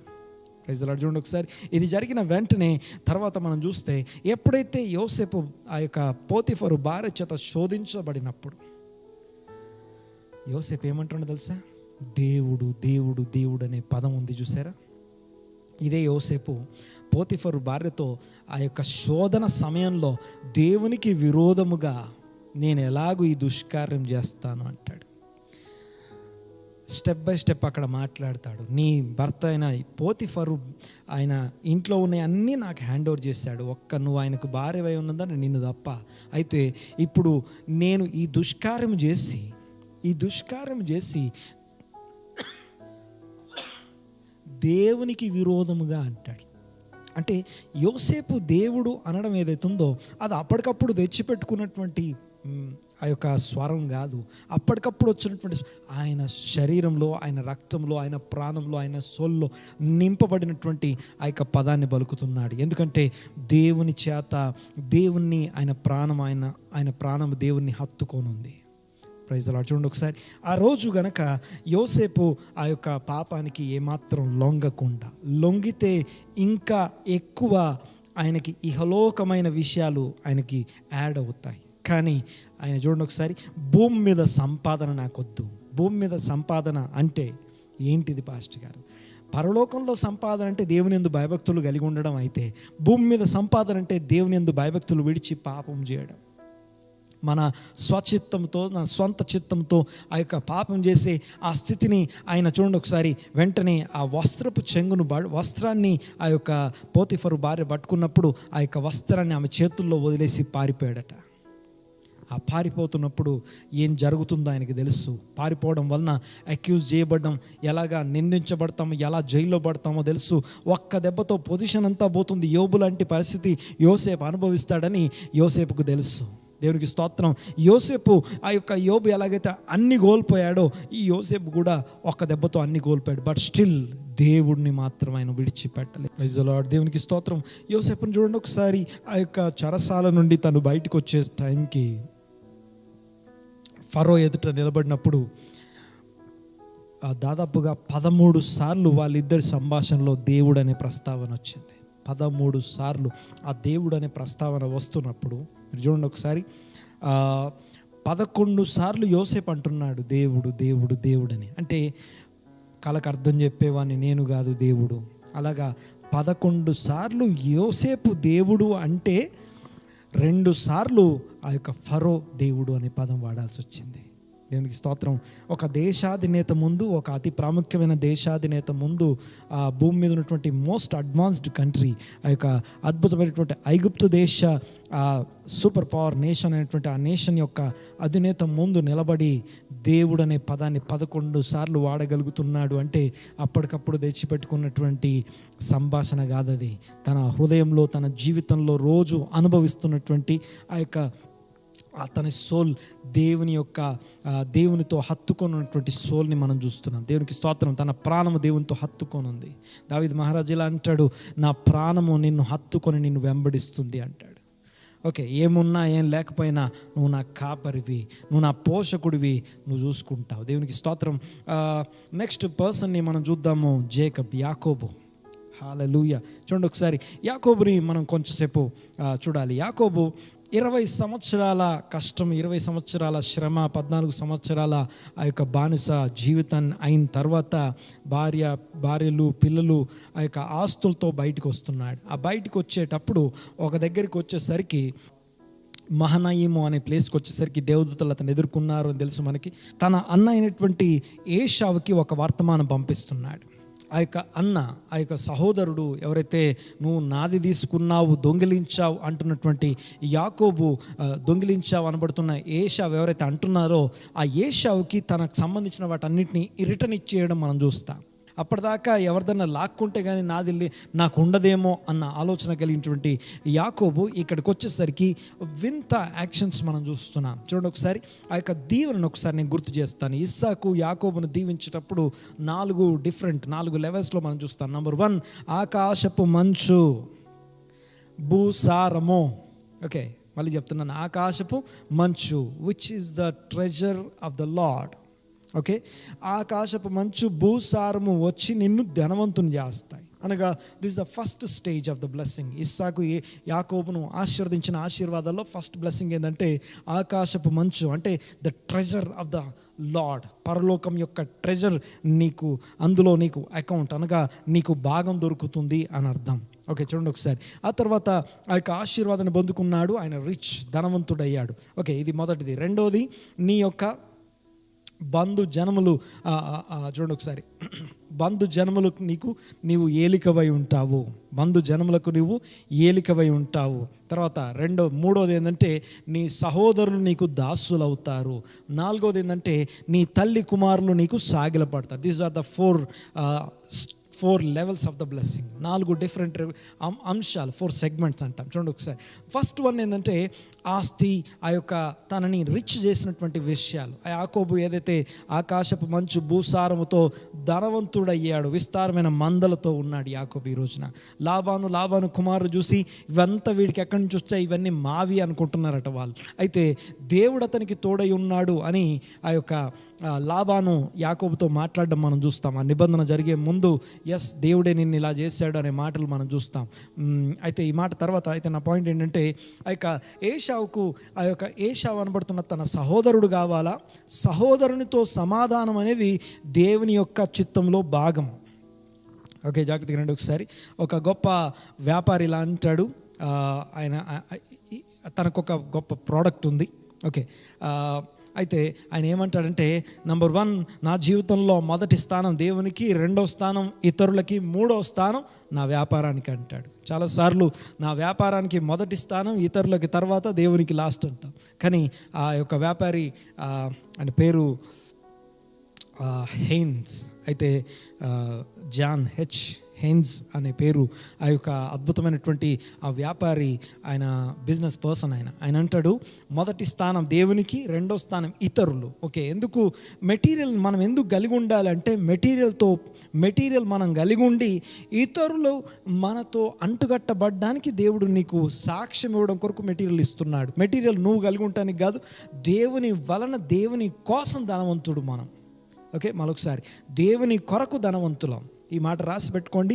నేను ఎందుకు ధనవంతుణ్ణి, ఎలా ఆస్తిపరుణ్ణి అవ్వాలి అంటే, ద మెటీరియల్, ఏదైతే మెటీరియల్ లేకపోతే నేను పొందుకోవాలనుకుంటున్నా, దేవుని కొరకు, దేవుని వలన, దేవుని కొరకు ధనవంతులం మనం, అంతేగాని మన కొరకు మనం ధనవంతులం కాదు. అయితే యాకోబు ఇక్కడ చూడండి ఒకసారి, సహోదరునితో సమాధానం ఏదైతుందో అది దేవుని చిత్తమై ఉన్నది. అయితే సహోదరునితో సమాధానము దేవుని ఆజ్ఞ, దేవుని చిత్తమై ఉండగా, దేవుని యందు దేవుని ఆశ అయి ఉండగా, ఇప్పుడు సహోదరుని నుంచి లాక్కున్న వస్తువులు నాకు ఇంపార్టెంటా, సహోదరుడు ఇంపార్టెంట్ అంటే, అన్ని సహోదరుడే నాకు ఇంపార్టెంట్ అని చెప్పేసి ఫస్ట్ ఏం చేస్తున్నాడంటే, ఏ 4 విషయాలు ఉన్నాయో ఆ 4 విషయాలని రిటర్న్ ఇచ్చేస్తున్నాడు స్టెప్ బై స్టెప్. నంబర్ 1, ఆ యొక్క మందల్ని డిఫరెంట్గా మార్చి, అనగా డొమెస్టిక్ ఇన్వెస్ట్మెంట్స్ అంటాం. అనగా యాకోబు ఏశావుకి ఇచ్చే విషయాలు ఏవైతే ఉన్నాయో అవన్నీ కూడా తన యొక్క ఇన్వెస్ట్మెంట్స్ని రిటర్న్ ఇచ్చేస్తున్నాడు. అనగా ఇక నేను ఏదైతే ధనవంతుని అంటున్నావో ఆ ధనానికి కారణమైనటువంటి నా ఇన్వెస్ట్మెంట్స్ అన్నీ నీకు ఇచ్చేస్తున్నాను. ఓకే, చూడండి ఒకసారి. ఆడవి మొగవి ఇలాగా గ్రూప్స్గా చేసి వాటిని పంపిస్తున్నాడు. ఆ పంపించేటప్పుడు ఏమంటున్నాడంటే, అవి తీసుకెళ్లే దాసుడు ఏశావుతో చెప్పాలి. ఏమని చెప్పాలంటే, ఇదిగో మీ దాసుడు అని చెప్పాలి. ప్రోటోకాల్ ప్రకారం యాకోబు దాసుడు వెళ్ళి ఏశావుతో చెప్పేటప్పుడు మా యజమానుడు అనాలి. ఎలియాజరు వెళ్ళి ఏమంటాడు, మా యజమానుడైన అబ్రహాము అంటాడు. కానీ ఇక్కడ యాకోబు దాసుడు ఏమని చెప్పాలి అంటే మీ దాసుడైన యాకోబు అంటాడు. అంటే నేను నా యజమానుడు మీకు దాసులము అని చెప్తున్నాడు. అంటే నంబర్ 1, మొట్టమొదటిది ఆకాశపు మంచు భూసారము నన్ను ధనవంతుని చేసే అంటున్నావు కదా, ఆ మెటీరియల్ అన్నీ నీకు ఇచ్చేస్తున్నాను. ఓకే, నేను నీకు నా ఆశీర్వాదంలో ఫస్ట్ స్టెప్ని నీకు ఇచ్చేస్తున్నాను. సెకండ్, నేను సహోదరులు నీకు దాసులు అవుతారని ఉంది కదా, నేను నీకు దాసుని అవుతున్నాను, నేనే నీకు దాసుని అంటాడు. తర్వాత నెక్స్ట్ ఏలికవై ఉంటావు. ఓకే, నువ్వే నా ఏలికవి, నువ్వే మా అదోనాయి, మా ప్రభువి నువ్వు అని చెప్పి ఆ యొక్క దాసులతో ఒక్కొక్కడితో చెప్పించడం మనం చూస్తాం. తర్వాత చూడండి ఒకసారి దగ్గరకు వచ్చిన తర్వాత ఏశావు యొక్క ప్రెమిసెస్ చూడండి ఒకసారి. ఏశావు నిజంగానే కత్తి పట్టుకునే వచ్చాడు. ఏశావు యాకోబును చంపడం కోసం వచ్చాడు. ఇది మనకి ఎలా తెలుస్తుందంటే యాకోబు ప్రార్థన చేశాడు. ఏమని ప్రార్థన చేశాడంటే, నా దేవా, నా తండ్రి, ఇదిగో కేవలము నా సహోదరుని యొక్క కోపము నుండి నన్ను తప్పించు, నా ప్రాణంను తప్పించు, నా సహోదరుని యొక్క ఆ యొక్క కోపం నుంచి నన్ను తప్పించు అనే ప్రార్థన మనం చూస్తాం. ఇదే మహనయమికి రాకముందు ఆ యొక్క బేతేల్లో ప్రార్థన చేశాడు. దేవుని యొక్క దర్శనాన్ని చూసినప్పుడు ఆయన అంటాడు, ఇదిగో నువ్వు నాకు అది ఇస్తే నేను నీకు ఇది ఇస్తాను అంటాడు. అంటే నువ్వు నాకు తినటానికి తిండి కట్టుకో, నాకు ఉండటానికి నాకు నువ్వు ఇస్తే నేను నీకు దశంభాగం ఇస్తాను అంటాడు. ఇప్పుడేమంటాడు తెలుసా, ఇవన్నీ కాదు, ఏమి ఇచ్చినా నువ్వే ఇవ్వగలవు, నేను నీకు ఇచ్చే పొజిషన్లో నేను లేను, నా ప్రాణం అనగా నా సహోదరుని యొక్క కోపం నుండి నన్ను తప్పించుము అంటాడు. చూడండి ఒకసారి. ఫస్ట్ ఆ యొక్క ఆస్తులన్నీ రిటర్న్ ఇచ్చేసాడు. నెంబర్ 2, రెండవది ఏంటి తెలుసా, మీరు సరిగా చదివితే అక్కడ కనిపిస్తుంది, ఓన్లీ ప్రెగ్నెంట్ అనగా ఆ ప్రెగ్నెంట్గా ఉన్నటువంటి పశువుల్ని మాత్రమే తనతో ఉంచుకొని మిగిలిన ఆడ మగవన్నీ కూడా ఏశావుకి రిటర్న్ ఇచ్చేసాడు. నెక్స్ట్ రెండోది, ఆ యొక్క బంధుజనులకి ఏలిక అంటున్నాడు, నువ్వే మా ఏలిక అని చెప్పేసి, నువ్వు మా ప్రభుడవు అని చెప్పి ఒప్పుకుంటున్నాడు. అంతేకాదు అంటే నువ్వే ప్రభు అయిపో, నువ్వే ఏలు అని చెప్తున్నాడు. నెంబర్ 2, నెంబర్ 3, మూడోది అంటున్నాడు, ఈయన 7 సార్లు సాగిల పడుతున్నాడు. అంతేకాదు ఆఖరికి ఏశావు దగ్గరికి వచ్చి కలుసుకున్న తర్వాత ఏశావు అంటాడు, వీళ్ళందరూ ఎవరు అని చెప్పేసి ఒకరి మీద ఒకరు పడి ఏడ్చి అంత అయిపోయిన తర్వాత వీళ్ళందరూ నీకేమవుతారు అని అడిగినప్పుడు ఏశావు ఆ మాటకి యాకోబు అంటాడు, ఒక్కొక్కరిని పిలిచి ఒక్కొక్క భార్యని వారి పిల్లల్ని పిలిచినప్పుడు వారు సాగిలపడతారు. యాకోబు భార్యలు, యాకోబు పిల్లలు, యాకోబు దాసులు, యాకోబు మందలు అన్నీ సాగిలపడి ఏశావు ఎదుట నిలబడినప్పుడు ఏశావు, నువ్వే మా ప్రభువి, ఇదిగో నీ తల్లి కుమారుడు నేను నీకు దాసున్నాయని, నేనేం తీసుకోలేదు, అన్నీ నీకు ఇచ్చేస్తున్నాను, తీసేసుకో, గెట్ బ్యాక్, అన్నీ నువ్వే తీసేసుకో అంటున్నాడు. Praise the Lord. ఒక్కసారి చూడండి ఒకసారి యాకోబు ఏం చేస్తున్నాడు. అంతేకాదు మెడ మీద ముద్దు పెట్టుకున్నాడు అనే మాట మనం చూస్తాం. మెడ మీద ముద్దు పెట్టుకోవడం అంటే ఎందుకు వారిద్దరు ఒకరి మీద ఒకరు ముద్దు పెట్టుకుంటున్నారు. చాలామంది సారీ చెప్పడం నాకు తెలుసు, తప్పు చేసి సారీ చెప్తారు. ఎలా సారీ చెప్తారు తెలుసా, సారీ చెప్పొచ్చి కాళ్ళు ఎగిరేస్తారు, నేను సారీ చెప్పాను, నేను తగ్గించుకున్నానని. వారిద్దరు ఒకరి మీద ఒకరు పడి ముద్దు పెట్టుకొని మెడ మీద ముద్దు పెట్టుకొని ఏడుస్తున్నారట. ఆ ఏడ్చే సీన్ ఏదైతుందో ఇదేదో యాక్టింగ్ కోసమో, ఇదేదో ట్రిక్ కాదు, అంతరంగం నుంచి లోపల నుంచి. ఓకే, యాకోబు తగ్గింపు ఏశావుని ఏడిపించింది. మాట్లాడేది అర్థమవుతుంది కదా. బయటకు వచ్చి కాలు రెగరేసి నేను గెలిచేశాను, ఓకే నేను తగ్గించుకున్నాను అని కాలు రెగరేసేది తగ్గించుకోవడం కాదు. జాగ్రత్తగా వినండి ఒకసారి, నా పాయింట్ వినండి ఒకసారి. నేను దేని గురించి, పరలోకంలో ధనం సంపాదించుకొనుట అనే దాని గురించి జ్ఞాపకం చేస్తున్నాను. అన్నిటికీ రిలేటెడ్ థింగ్ ఏంటంటే, పరలోకంలో ధనము అంటే ఆ యొక్క పరలోకపు ధనం, పరలోక సహాయం చేత ధనవంతులైనటువంటి వ్యక్తుల్ని, పాజిటివ్గా ధనవంతులైన వారిని, పాజిటివ్ కేసెస్ని ముందు మనం మాట్లాడుకుంటున్నాం. చూడండి ఒకసారి. నెంబర్ 1, ఏశావు అన్నీ ఇచ్చిన తర్వాత, అన్నీ తీసుకున్న తర్వాత వారు మెడ మీద ముద్దు పెట్టుకున్నాడనే మాట. యాకోబు మెడ నున్ననిదట, ఏశావు మెడ రోమములతో ఉందట. అయితే ఇదే మెడని ఒక రోజున మేక చర్మముతో కప్పి ఇస్సాకుతో ముద్దు పెట్టించుకొని నేను ఏశావును అని చెప్పాడు. ఇప్పుడు అదే ఏశావు ముందు తల దించుకొని మెడ చూపిస్తున్నాడు, ఖాళీ మెడ ఉంచి ఆయన చెప్తున్నాడు, ఇదిగో నేను ఇప్పుడు ఏశావునని కప్పుకొని నేను అన్నీ వదిలేసి, అంటే ఇక నేను యాకోబుని నున్నని మెడని ముందు పెడుతున్నాను, ఇక కత్తితో నరికి చంపుతావా, హత్తుకొని ముద్దు పెట్టుకుంటావా, నీ ఇష్టం, చాయిస్ ఇస్ యువర్స్. దేవునికి స్తోత్రం. జాగ్రత్తగా వినండి ఒకసారి. ఎప్పుడైతే వారు ఒకరి మీద ఒకరు పడి ఏడుస్తున్నారో, ఈ సీన్ అతి గొప్ప సన్నివేశం. కీర్తన 133వ కీర్తనలో మనం బాగా తెలుసు, సహోదరులు ఐక్యత కలిగి ఉంటే ఎంత మేలు ఎంత మనోహరం అని చెప్పి కిందికి వెళ్ళిన తర్వాత అక్కడ ఆజ్ఞాపించబడిన ఆశీర్వాదం ఉంటుంది.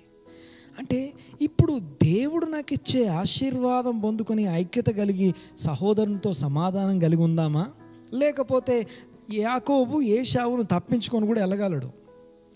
ఏశావును మీట్ అవ్వాల్సిన అవసరం యాకోబుకి లేదు. కానీ ఒకటి దేవుని ఆజ్ఞ కొరకు లోబడ్డం కొరకు, పరలోకపు ఆస్తి కొరకు మాత్రమే, పరలోకంలో ధనం సంపాదించుకుంటా అనగా దేవుని అనుగ్రహము అనే ధనము సంపాదించుకున్నటకు మాత్రమే ఆ యొక్క దేవుని కొరకు ఆ యొక్క చిత్తాన్ని నెరవేరుస్తూ సహోదరునితో సమాధాన పడుతున్నాడు. అంటే సహోదరునితో సమాధానం అనేది ఏంటిది? పరలోకంలో డబ్బు సంపాదించుకోవడం, దేవుని కొరకు నింద అనుభవించడం ఏదైతుందో అది పరలోకంలో ధనం సంపాదించుకోవడం, యెహోవా ఇచ్చని యెహోవా తీసుకుందని ఆరాధించడం ఏదైతుందో అది నిజంగా దేవుని ఆ యొక్క పరలోకంలో ధనం సంపాదించుకోవడం. దేవునికి మహిమ కలుగును గాక. ఇంకొక కేస్, నెక్స్ట్ కేస్ మనకి ఇస్సాకు ఉన్నాడు.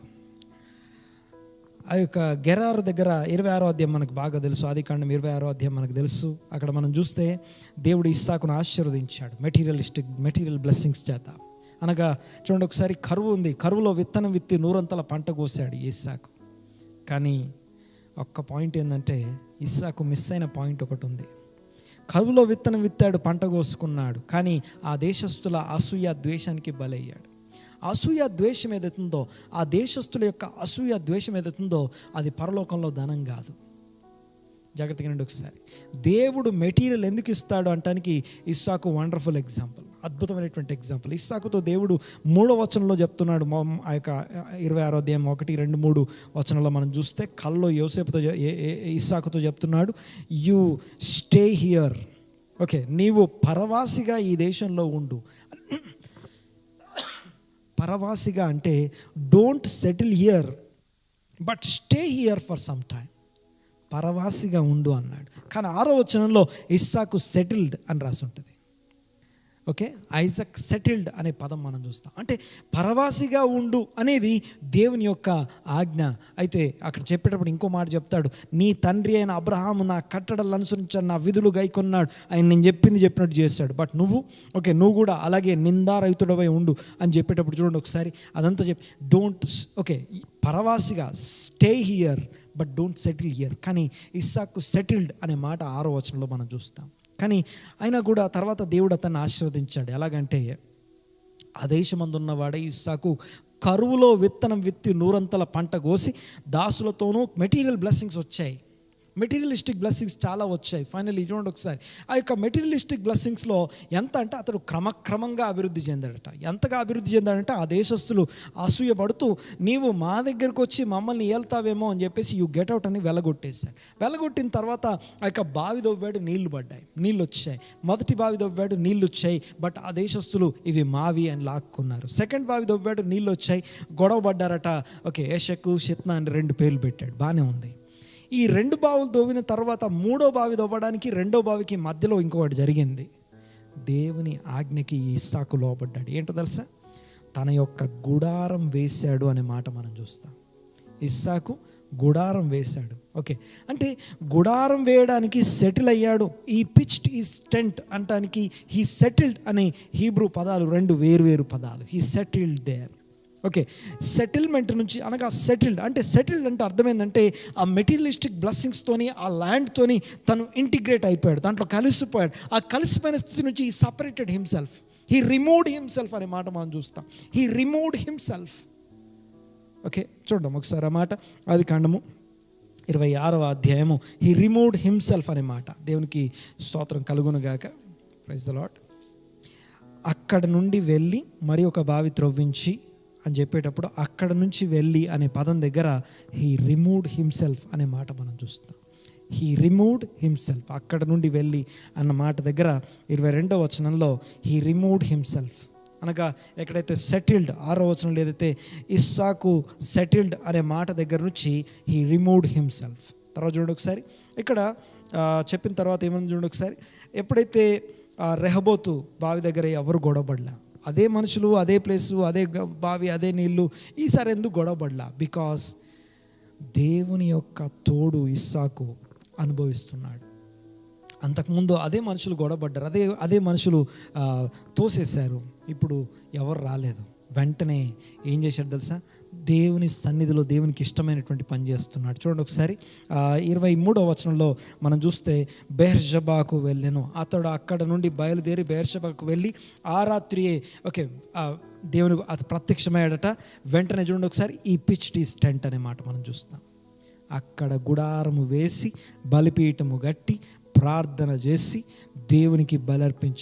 ఎప్పుడైతే యెహోవా నామమున ప్రార్థన చేశాడో, ఈసారి బావి దొవ్వే లోపు ఎవరైతే వెళ్ళిపో అన్నారో వాళ్ళు వచ్చి నిబంధన చేసుకుంటున్నారు.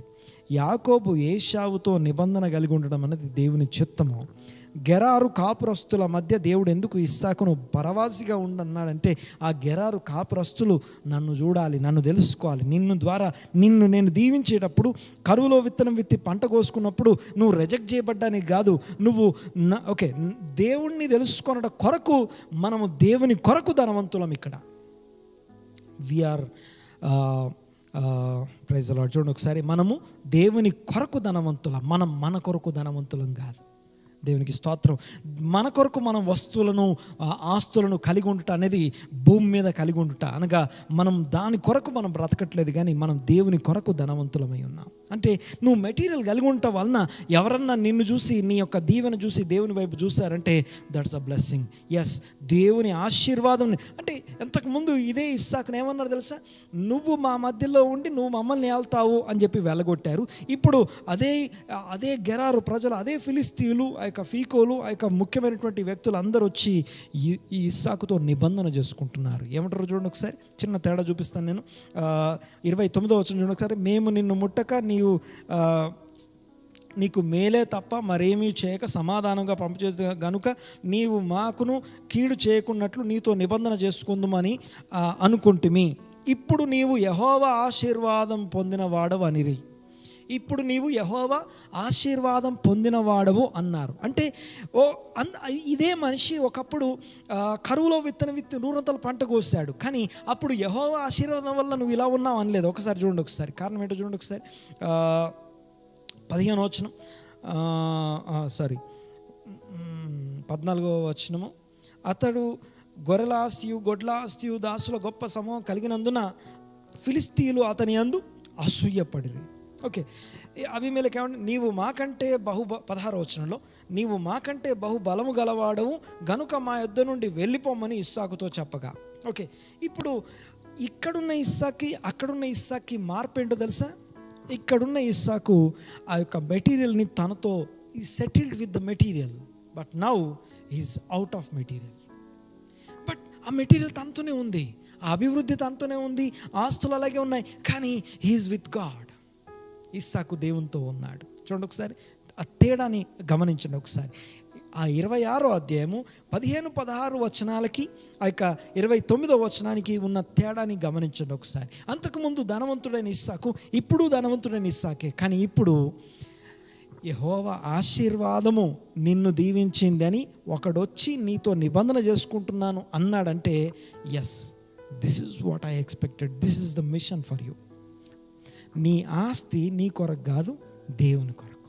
Praise the Lord. దేవునికి మహిమ కలుగును గాక. ఈ విషయాన్ని గమనించినటువంటి ఆ యొక్క నెగిటివ్ ఎగ్జాంపుల్స్ ఉన్నాయి. పోయిన వారం మనము ఆ యొక్క అబ్రహాం గురించి కూడా చూసుకున్నాం. ఇప్పుడు మనకంత సమయం లేదు కనుక అబ్రహాము కూడా ధనవంతుడు అవటానికి కారణం ఏంటి అంటే, అబ్రహాము దేవుని కొరకు ధనవంతుడు. ఇప్పుడు దాకా నేను మాట్లాడిన వాళ్ళందరూ దేవుని కొరకు ధనవంతులు. చూడండి ఒకసారి. ఆ తర్వాత లోతుని తీసుకోండి. లోతు ఆయన దేవుని కొరకు ధనవంతుడు కాదు, తన కొరకు తన ధనవంతుడు అయ్యాడు. నెక్స్ట్ నెంబర్ 2, ఆకాన్ అనేవాడు గురించి మనం మాట్లాడుకున్నాం. ఆకాను కూడా దేవుని కొరకు ధనవంతుడు కాలేదు, తన కొరకు తను ధనవంతుడు అయ్యాడు. ఆ తర్వాత చూడండి ఒకసారి గెహాజీ కూడా తన కొరకు ధనవంతుడిని అవ్వాలనుకున్నాడు.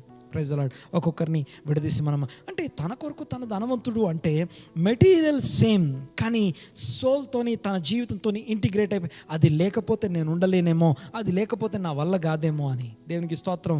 ఈరోజు నేను చెప్తున్నటువంటి ఈ ఎగ్జాంపుల్స్ని ముందు పెట్టుకొని అప్పుడు యేసయ్య మాటలను ఒక్కసారి చదవండి. ఒక్కసారి ఓకే, నువ్వు దొంగిలించబడాలన్నా నీ యొక్క ఆస్తి ఎందుకు చిమ్మట తినివేస్తుంది, లేకపోతే తుప్పు తినివేస్తుంది, న్యాచురల్గా తినివేయబడుతుంది. తుప్పు ఉందనుకోండి, రస్ట్ ఉందనుకోండి, రస్ట్ ఎప్పుడు వస్తుంది తెలుసా? ఓకే, మనం ఏదైతే మెటల్ థింగ్ ఉందో, ఒక మెటల్కి రస్ట్ ఎప్పుడు వస్తుంది తెలుసా? చిమ్మట, తుప్పు తినివేసే స్థితి ఎప్పుడు కలుగుతుందంటే అది భూమితోని ఇంటిగ్రేట్ అయినప్పుడు, భూమితో కలిసిపోయి ఉన్నప్పుడు, ఎవరు కదల్చకుండా ఆ యొక్క ఇంటిగ్రేషన్ నుంచి సపరేట్ చేసి ఐసోలేట్ చేసేదాకా. Praise the Lord. చూడండి ఒకసారి, ఒక ఇనుప వస్తువుని, ఒక ఇనుప ఆ యొక్క ఐరన్ మెటాలిక్ వస్తువుని నువ్వు భూమికి కనెక్ట్ చేసినప్పుడు ఏమవుతుందంటే రస్ట్ పట్టడం చూస్తాం. అదే వస్తువుని నువ్వు గనక దాన్ని మంచిగా పెయింట్ చేసి భూమితో సంబంధం లేకుండా ఐసోలేట్ చేసావనుకో, మాట్లాడతాము, ఐసోలేట్ చేసినప్పుడు దానికి ఏ తుప్పు పట్టదు. అంటే దేవుడు నీ గురించి నా గురించి ఏం ఆలోచిస్తున్నాడు, మన మెటీరియల్ గురించి ఏం ఆలోచిస్తున్నాడు అని జ్ఞాపకం చేస్తున్నాడు. చూడండి ఒకసారి, నువ్వు మెటీరియల్ కలిగి ఉండడం దేవునికి ఇష్టం, ఆస్తులు ఇండ్లు కలిగి ఉండడం దేవునికి ఇష్టం, కానీ ఆ ఆస్తులు అవన్నీ కూడా భూమితో ఇంటిగ్రేట్ అయి ఉండకూడదు. అనగా ఈ ఎర్త్లీ మెటీరియల్ కాకుండా దేవునితో ఇంటిగ్రేట్ అయి ఉండాలి. అనగా నీతో కనెక్ట్ అయినటువంటివన్నీ కూడా దేవునితో ఉండాలి. ఎలా ఉంటాయంటే నీ సోల్, వాటన్నిటినీ ఆపరేట్ చేసే నీ సోల్ ఏదైతే ఉందో, నీ జ్ఞానము, నీ తెలివి, నీ వివేచన, నీ చాయిస్, నీ చిత్తము, నీ యొక్క అవగాహన ఏదైతుందో, ఇవన్నిట్లో దేవుని యందు భయభక్తులు కలిగి దేవుని చిత్తానుసారంగా నీ సోల్ నడుస్తూ ఉంటుందో, నీకు కలిగి ఉన్నవన్నీ కూడా ఐసోలేట్ చేయబడతాయి, ప్రొటెక్ట్ చేయబడతాయి. అవన్నీ నీతో, ఒకవేళ వాటన్నిటినీ లాగి పడేసినా నువ్వు అంటావు, యోబులాగా నువ్వు అంటావు, స్తుతిస్తావు, సాష్టాంగపడి చెప్తావు, యెహోవా ఇచ్చెను, యెహోవా తీసుకున్నాడు, యెహోవా యందు భయభక్తులు కలిగి ఉండడమే గొప్ప ఆస్తి, జ్ఞానము అంటావు. Praise the Lord. దేవునికి స్తోత్రం. చూడండి ఒకసారి, రస్ట్ అండ్ నెంబర్ 2 ఆ యొక్క స్పాయిల్, లేకపోతే తుప్పు, చిమ్మట, ఇవి ఎప్పుడు పడతాయి, ఎప్పుడు తినేస్తాయి అంటే భూమితోని కనెక్ట్ అయినప్పుడు, భూ సంబంధంగా ఉన్నప్పుడు. అనగా ఈరోజు తనకు కలిగి ఉన్న యావత్తు జాగ్రత్తగా ఒకసారి, నీ సోల్ చుట్టూ నువ్వు చాలా విషయాలు కలిగి ఉన్నావు. నీ పిల్లలు, నీ ఆస్తులు, నీ కలిగి ఉన్న వస్తువులు, నీ పొజిషన్, నీ యొక్క ఇన్వెస్ట్మెంట్స్, నీ సేవింగ్స్, లేకపోతే నీకు సంబంధించిన వ్యాపకాలు అవన్నీ కూడా నీ సోల్తో రిలేట్ అయి ఉన్నాయి. అయితే నీ సోల్ దేవునితో రిలేట్ అయి ఉండాలి. నీ సోల్ దేవుని యందు భయభక్తులు కలిగి నడుచుకోవాలి. అప్పుడు దేవుడు నీ చేతి పనిని, నీవు చేయబోనుకునే పనులను దీవించినట్లు ఆకాశపను ధననిధిని ఓపెన్ చేస్తాడు. Praise the Lord. దేవునికి స్తోత్రం. ఆకాను, గెహాజీ, అననీయ, సప్పీరా. కొత్త నిబంధనలో అననీయ, సప్పీరా వీళ్ళిద్దరు మనకు తెలుసు. దేవునికి స్తోత్రం కలుగునుగా. ఈ అననీయ, సప్పీరాలు ఇద్దరు వాళ్ళు ఎందుకు నశించారు తెలుసా? వాళ్ళు ఎందుకు ఆన్ ద స్పాట్లో చనిపోయారు తెలుసా? వాళ్ళు ఆస్తిని అమ్మారు, అందరూ చూడడం కొరకు, అందరికీ చెప్పడం కొరకు, అందరితో మెప్పు పొందడం కొరకు, దేవుని కొరకు కాదు. సామెతల గ్రంథం 3వ అధ్యాయం చెప్తుంది, నా ఆస్తిలో దేవునికి భాగమిచ్చుట. ఆస్తిలో, మెటీరియల్లో దేవునికి భాగమిస్తూ నీ సోల్ దేవుని ఆజ్ఞలు అనుసరించడం వలన నువ్వు పరలోకంలో నీ ధననిధిని సంపాదిస్తున్నావు. పరలోకం పోయిన తర్వాత సంపాదించావు, భూమి మీద సంపాదిస్తావు. భూమి మీద సంపాదిస్తూ ఆ యొక్క లూకా సువార్త 16వ అధ్యాయంలో ఒక ఉపమానం చెప్తూ ఇలా అంటాడు. ఈ మాట చూసుకొని మనం క్లోజ్ చేసుకుందాం ఈ రోజుకి. లూకా సువార్త 16వ అధ్యాయంలో దేవునికి స్తోత్రం, అక్కడ ఒక ఉపమానం చెప్తున్నాడు. ఒక చెడ్డ గృహ నిర్వాహకుడు గురించి యేసయ్య మాట్లాడడం మనం చూస్తాం. లూకా సువార్త 16వ అధ్యాయంలో అన్యాయస్తుడైనటువంటి గృహ నిర్వాహకుడు అనే మాట మనం చూస్తాం. అక్కడ 11వ వచనం ఒకసారి, కాబట్టి మీరు అన్యాయపు సిరి విషయములో నమ్మకముగా ఉండని ఎడల, అన్యాయపు సిరి విషయంలో నమ్మకంగా ఉండని ఎడల. ఇక్కడ ఈ ఉపమానం అర్థం కావడానికి వి నీడ్ మోర్ ఇన్సైట్. చాలా కాంట్రవర్షియల్గా ఉంటుంది ఆ ఉపమానం. అన్యాయస్తుడైనటువంటి ఆ యొక్క ఎవరు గృహ నిర్వాహకుడట, యజమానుడు అన్యాయం చేస్తున్నాడని తెలిసి తన యొక్క జాబ్ పోగొట్టుకుంటాడని తెలిసిందట. ఆ వెంటనే వాడు ఒక కొత్త పని చేశాడు. ఏంటి ఆ పని చేశాడంటే యజమానునికి చెందాల్సినటువంటి విషయాలు ఏవైతే ఉన్నాయో వాటన్నిటిలో ఫేవర్ చేయడం మొదలుపెట్టాడు. యజమానుడు ఏం కోరుకుంటున్నాడు అన్నది చాలా ఇంపార్టెంట్ విషయం. ఈవెన్ మన పరలోకపు యజమానుడు కూడా మన నుంచి అదే కోరుకుంటున్నాడు. నీవు కలిగి ఉన్న విషయాల వలన నువ్వు మనుషుల్ని సంపాదించుకోవాలి. జాగ్రత్తగా నండి ఒకసారి. నువ్వు విషయాలు కలిగి ఉండి మనుషుల్ని కోల్పోతే there is no use with you and with your material. Okay, జాగ్రత్తగా నండి ఒకసారి. ఈ ఉపమానాన్ని అర్థం చేసుకోవడానికి మళ్ళీ చదవడానికి ప్రయత్నం చేయండి. యజమానుడు ఏం కోరుకుంటున్నాడు చూడండి ఒకసారి. యజమానుడు లేడు, ఈ గృహ నిర్వాహకుడే ఏం చేసినా, అంటే గృహ నిర్వాహకుడు ఏం చెప్తే యజమానుడిని రిప్రజెంట్ చేస్తున్నాడు ఇక్కడ ఈ భూమి మీద. మనం we are all stewards to the heavenly father, పరలోకపు తండ్రి యొక్క స్టీవర్డ్స్. భూమి మీద మనం గృహ నిర్వాహకులమై ఉన్నాం. అయితే ఇక్కడ గృహ నిర్వాహకత్వం చేసేటప్పుడు అతడు అన్యాయస్తుడు అని రాస్తుంది. అన్యాయస్తుడు అంటే అర్థం ఏంటంటే ఏం అన్యాయం చేస్తాడో తెలియదు, మొత్తానికి అన్యాయం చేస్తాడు. అన్యాయం చేసిన తర్వాత ఇప్పుడు ఆ యొక్క దాన్ని ఈ ఉద్యోగం పోతే అలా అనుకొని ఆ యజమానునికి అప్పున్న వాళ్ళందరినీ పిలిపించి ఆ యొక్క నోట్లు రాసేటప్పుడు వాటిలో మార్పులు చేయించాడు. యజమానుని మోసం చేస్తూ మనుషుల్ని సంపాదించుకుంటున్నాడు. దీన్ని యజమానుడు ఏమని సర్టిఫై చేస్తున్నాడు చూడండి ఒకసారి. 5వ వచనంలో తన యజమానుడు ఉన్నస్తులో ఒక్కొక్కరిని పిలిపించి, నీవు నా యజమానుడికి ఎంత అచ్చి ఉన్నావని మొదటివాడిని అడిగాను. వాడు 100 మనుగుల నూనె అని చెప్పగా, నీవు ఈ చీటి తీసుకొని త్వరగా కూర్చుండి 50 మనుగులని రాసుకోమని వానితో చెప్పాను. తర్వాత వాడు నీవు ఎంత అచ్చి ఉన్నా మరి ఒకరిని అడగగా 100 తూముల గోధుమలు అని చెప్పినప్పుడు, నీవు చీటి తీసుకొని 80 తూములను రాసుకోమని చెప్పాను. అన్యాయస్తుడైన ఆ గృహ నిర్వాహకుడు యుక్తిగా నడుచుకొనని వాని యజమానుడు వాని మెచ్చుకొనెను. ఈ పని చేస్తే ఎందుకు మెచ్చుకున్నాడు అంటే, ఈ పని ఇంతకుముందు చేయలేదన్నమాట. ఈ పని this is what I expect. ఎవరిని మెచ్చుకుంటామంటే, నేను ఎక్స్పెక్ట్ చేసింది నాకు దొరికినప్పుడు నేను మెచ్చుకుంటాను. యజమానుడు అంటే నేను నీకు ఆస్తిని అప్పగించి గృహ నిర్వాహకత్వం నీకు అప్పగించినప్పుడు మనుషుల్ని సంపాదించుకోవాలి. ఇందాక నేను చెప్పినట్టుగా దేవుడు ముందు, మనుషులు నెక్స్ట్, థర్డ్ ఆస్తులు. మరొకసారి సీ ద ప్రయారిటీ. దేవుడు నంబర్ 1, మనుషులు నంబర్ 2. నీ పూర్ణాత్మతో నీ పూర్ణ బలంతో దేవుని ప్రేమించాలి. నిన్ను వల్ల నీ పొరుగు అని ప్రేమించాలి. ఇతరులు నెక్స్ట్ వస్తారు, నీ సహోదరులు, ఇతరులు ఎవరైనా సరే మనుషులు వస్తారు. నంబర్ 3 నీ మెటీరియల్ వస్తుంది. అంతేగాని మెటీరియల్ నీ ఆస్తులు, నీ వ్యాపారాలు, ఇవి ముందు రావు. Praise allot. చూడండి ఒకసారి. గృహ నిర్వాహకుడు ఏమంటున్నాడు చూడండి ఒకసారి. అన్యాయస్తుడైన గృహ నిర్వాహకుడు యుక్తిగా నడుచుకొనని వాని యజమానుడు వాని మెచ్చుకొనను. వెలుగు సంబంధుల కంటే ఈ లోక సంబంధులు తమ తరము వారిని బట్టి చూడగా యుక్తిపరులై ఉన్నారు. ఏంటి యుక్తి అంటే, దేవుణ్ణి ఎరుగని వెలుగు లేని వాళ్ళు మనుషుల్ని సంపాదించుకుంటున్నారు డబ్బుల్ని ఖర్చు పెట్టి ఆస్తుల్ని ఇచ్చి మనుషుల్ని సంపాదించుకోండి. అంటే ఇక్కడ చూడండి ఒకసారి. ఆస్తులు మరియు మనుషులు అంటే సోల్స్ అని అర్థం, ప్రాణములు అని అర్థం. మనము సోల్ విన్నింగ్, ఆత్మల సంపాదన అనే పదం వాడతాం. ఆత్మల సంపాదన అంటే సోల్ విన్నింగ్ అనగా సోల్స్ని సంపాదించుకోవాలి. మనుషుల్ని కోల్పోయి ఆస్తులు సంపాదించుకుంటే నువ్వు నీ ఆస్తి దేవునికి అక్కర్లేదు. మనుషుల్ని సంపాదించుకొని ఆస్తిని ఖర్చు పెడితే దేవుడు నువ్వు కోల్పోయిన దానికి డబల్ ఇస్తాడు. ఇందాక యాకోబు ఏదైతే తన అన్న కొరకు ఇచ్చేసాడని రాస్తుంది కదా, ఆ తర్వాత చూడండి ఒకసారి. ఏవైతే తన దగ్గర ప్రెగ్నెంట్ ఉన్నవో అవన్నీ యాకోబు ఇచ్చేసిన దానికన్నా డబల్ యాకోబుకి రిటర్న్ వచ్చిందట. యోబు పోగొట్టుకొని దేవుని యందు భయభక్తులు నిలుపున్నాడు చూసారా, యోబు పోగొట్టుకున్న దానికన్నా డబల్ వచ్చిందట. యోసేపు ఏదైతే పోగొట్టుకున్నాడు చూసారా, పోగొట్టుకున్న దానికన్నా దేవుడు ముందా ఆస్తి ముందా అంటే దేవుడే ముందన్నాడు చూసారా, దేవుని యందు భయభక్తులు ముందన్నాడు చూసారా. దాన్ని బట్టి యోసేపు ఐగుప్తులో ఒక పెద్దోని ఇంట్లో పెద్ద దాసుని పొజిషన్ కంటే ఐగుప్తుకే పెద్ద దాసుడు అయితే ఎలా ఉంటుంది. దేవుడు అందరినీ రిటర్న్ ఇచ్చాడు. యాకోబుకి రిటర్న్ ఇచ్చిన దేవుడు యాకోబుకి డబల్ ఇచ్చాడు.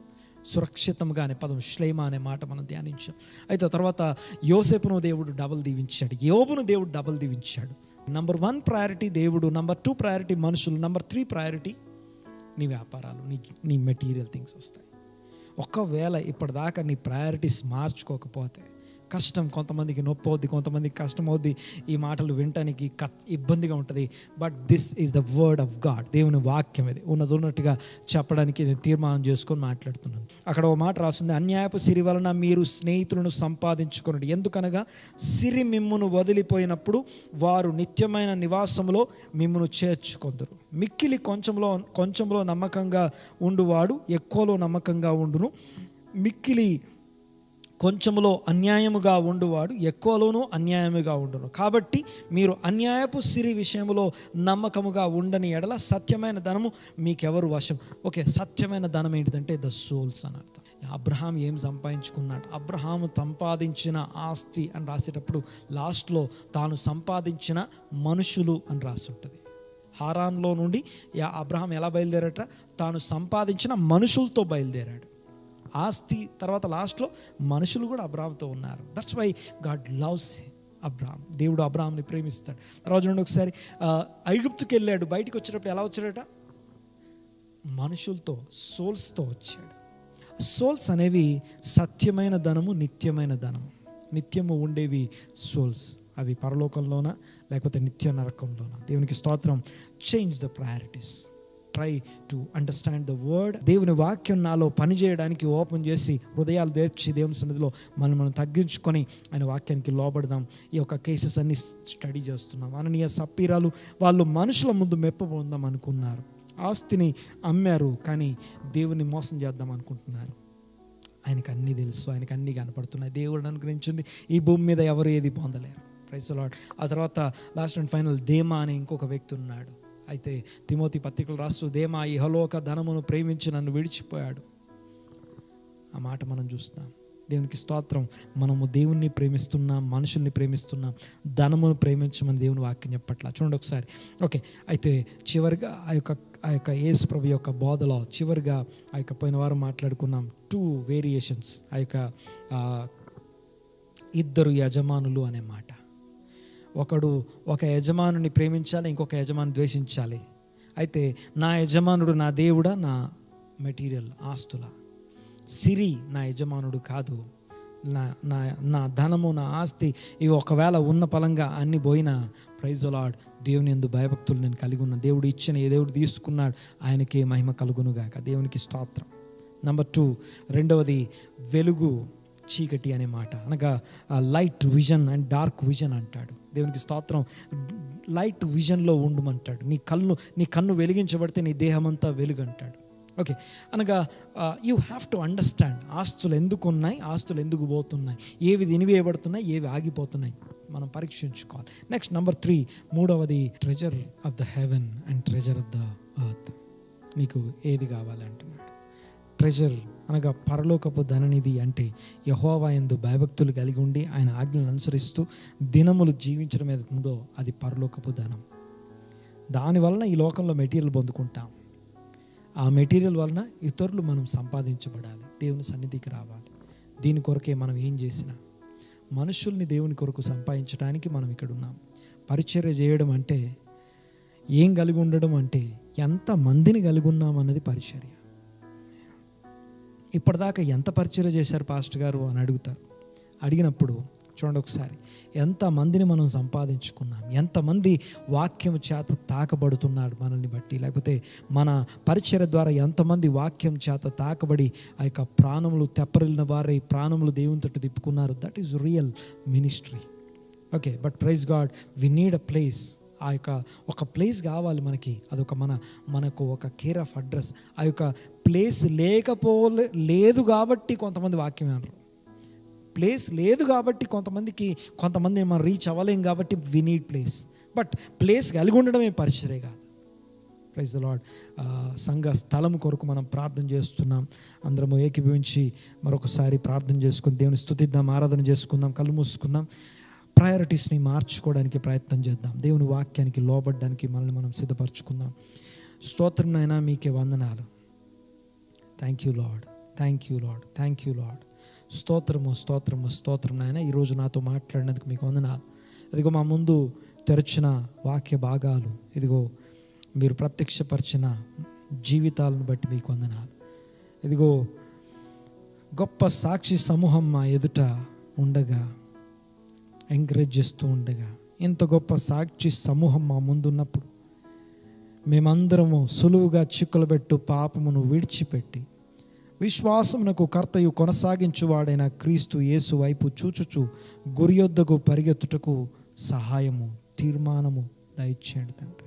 ఒక్కొక్కరిని దీవించండి, ఆశీర్వదించండి. మీకే వందనాలు, స్తుతులు, స్తోత్రం చెల్లిస్తున్నాం. కొండ మీద ప్రసంగాన్ని కొనసాగిస్తున్నప్పుడు ఇదిగో మీ కృపను దయచేశారు. 27 భాగం దాకా మీరు నడిపించారు. మీకు వందనాలు, స్తోత్రం నాయన. భూమి మీద ధనము కూర్చుకొనవద్దు అన్న ఈ మొదటి మాటను బట్టి మీకు వందనాలు, స్తోత్రం నాయన. ఏం చేయవద్దో చెప్తున్నారు. మీ మాటకు మేము లోబట్టుకు సహాయం దయచేయండి. భూమి మీద కూర్చుకొనవద్దు, పరలోకమందు కూర్చుకొనుడి అని ఆ మాటని అర్థం చేసుకోవడానికి ప్రతి ఒక్కరికి మనసు దయచేయమని ప్రార్థిస్తున్నాం.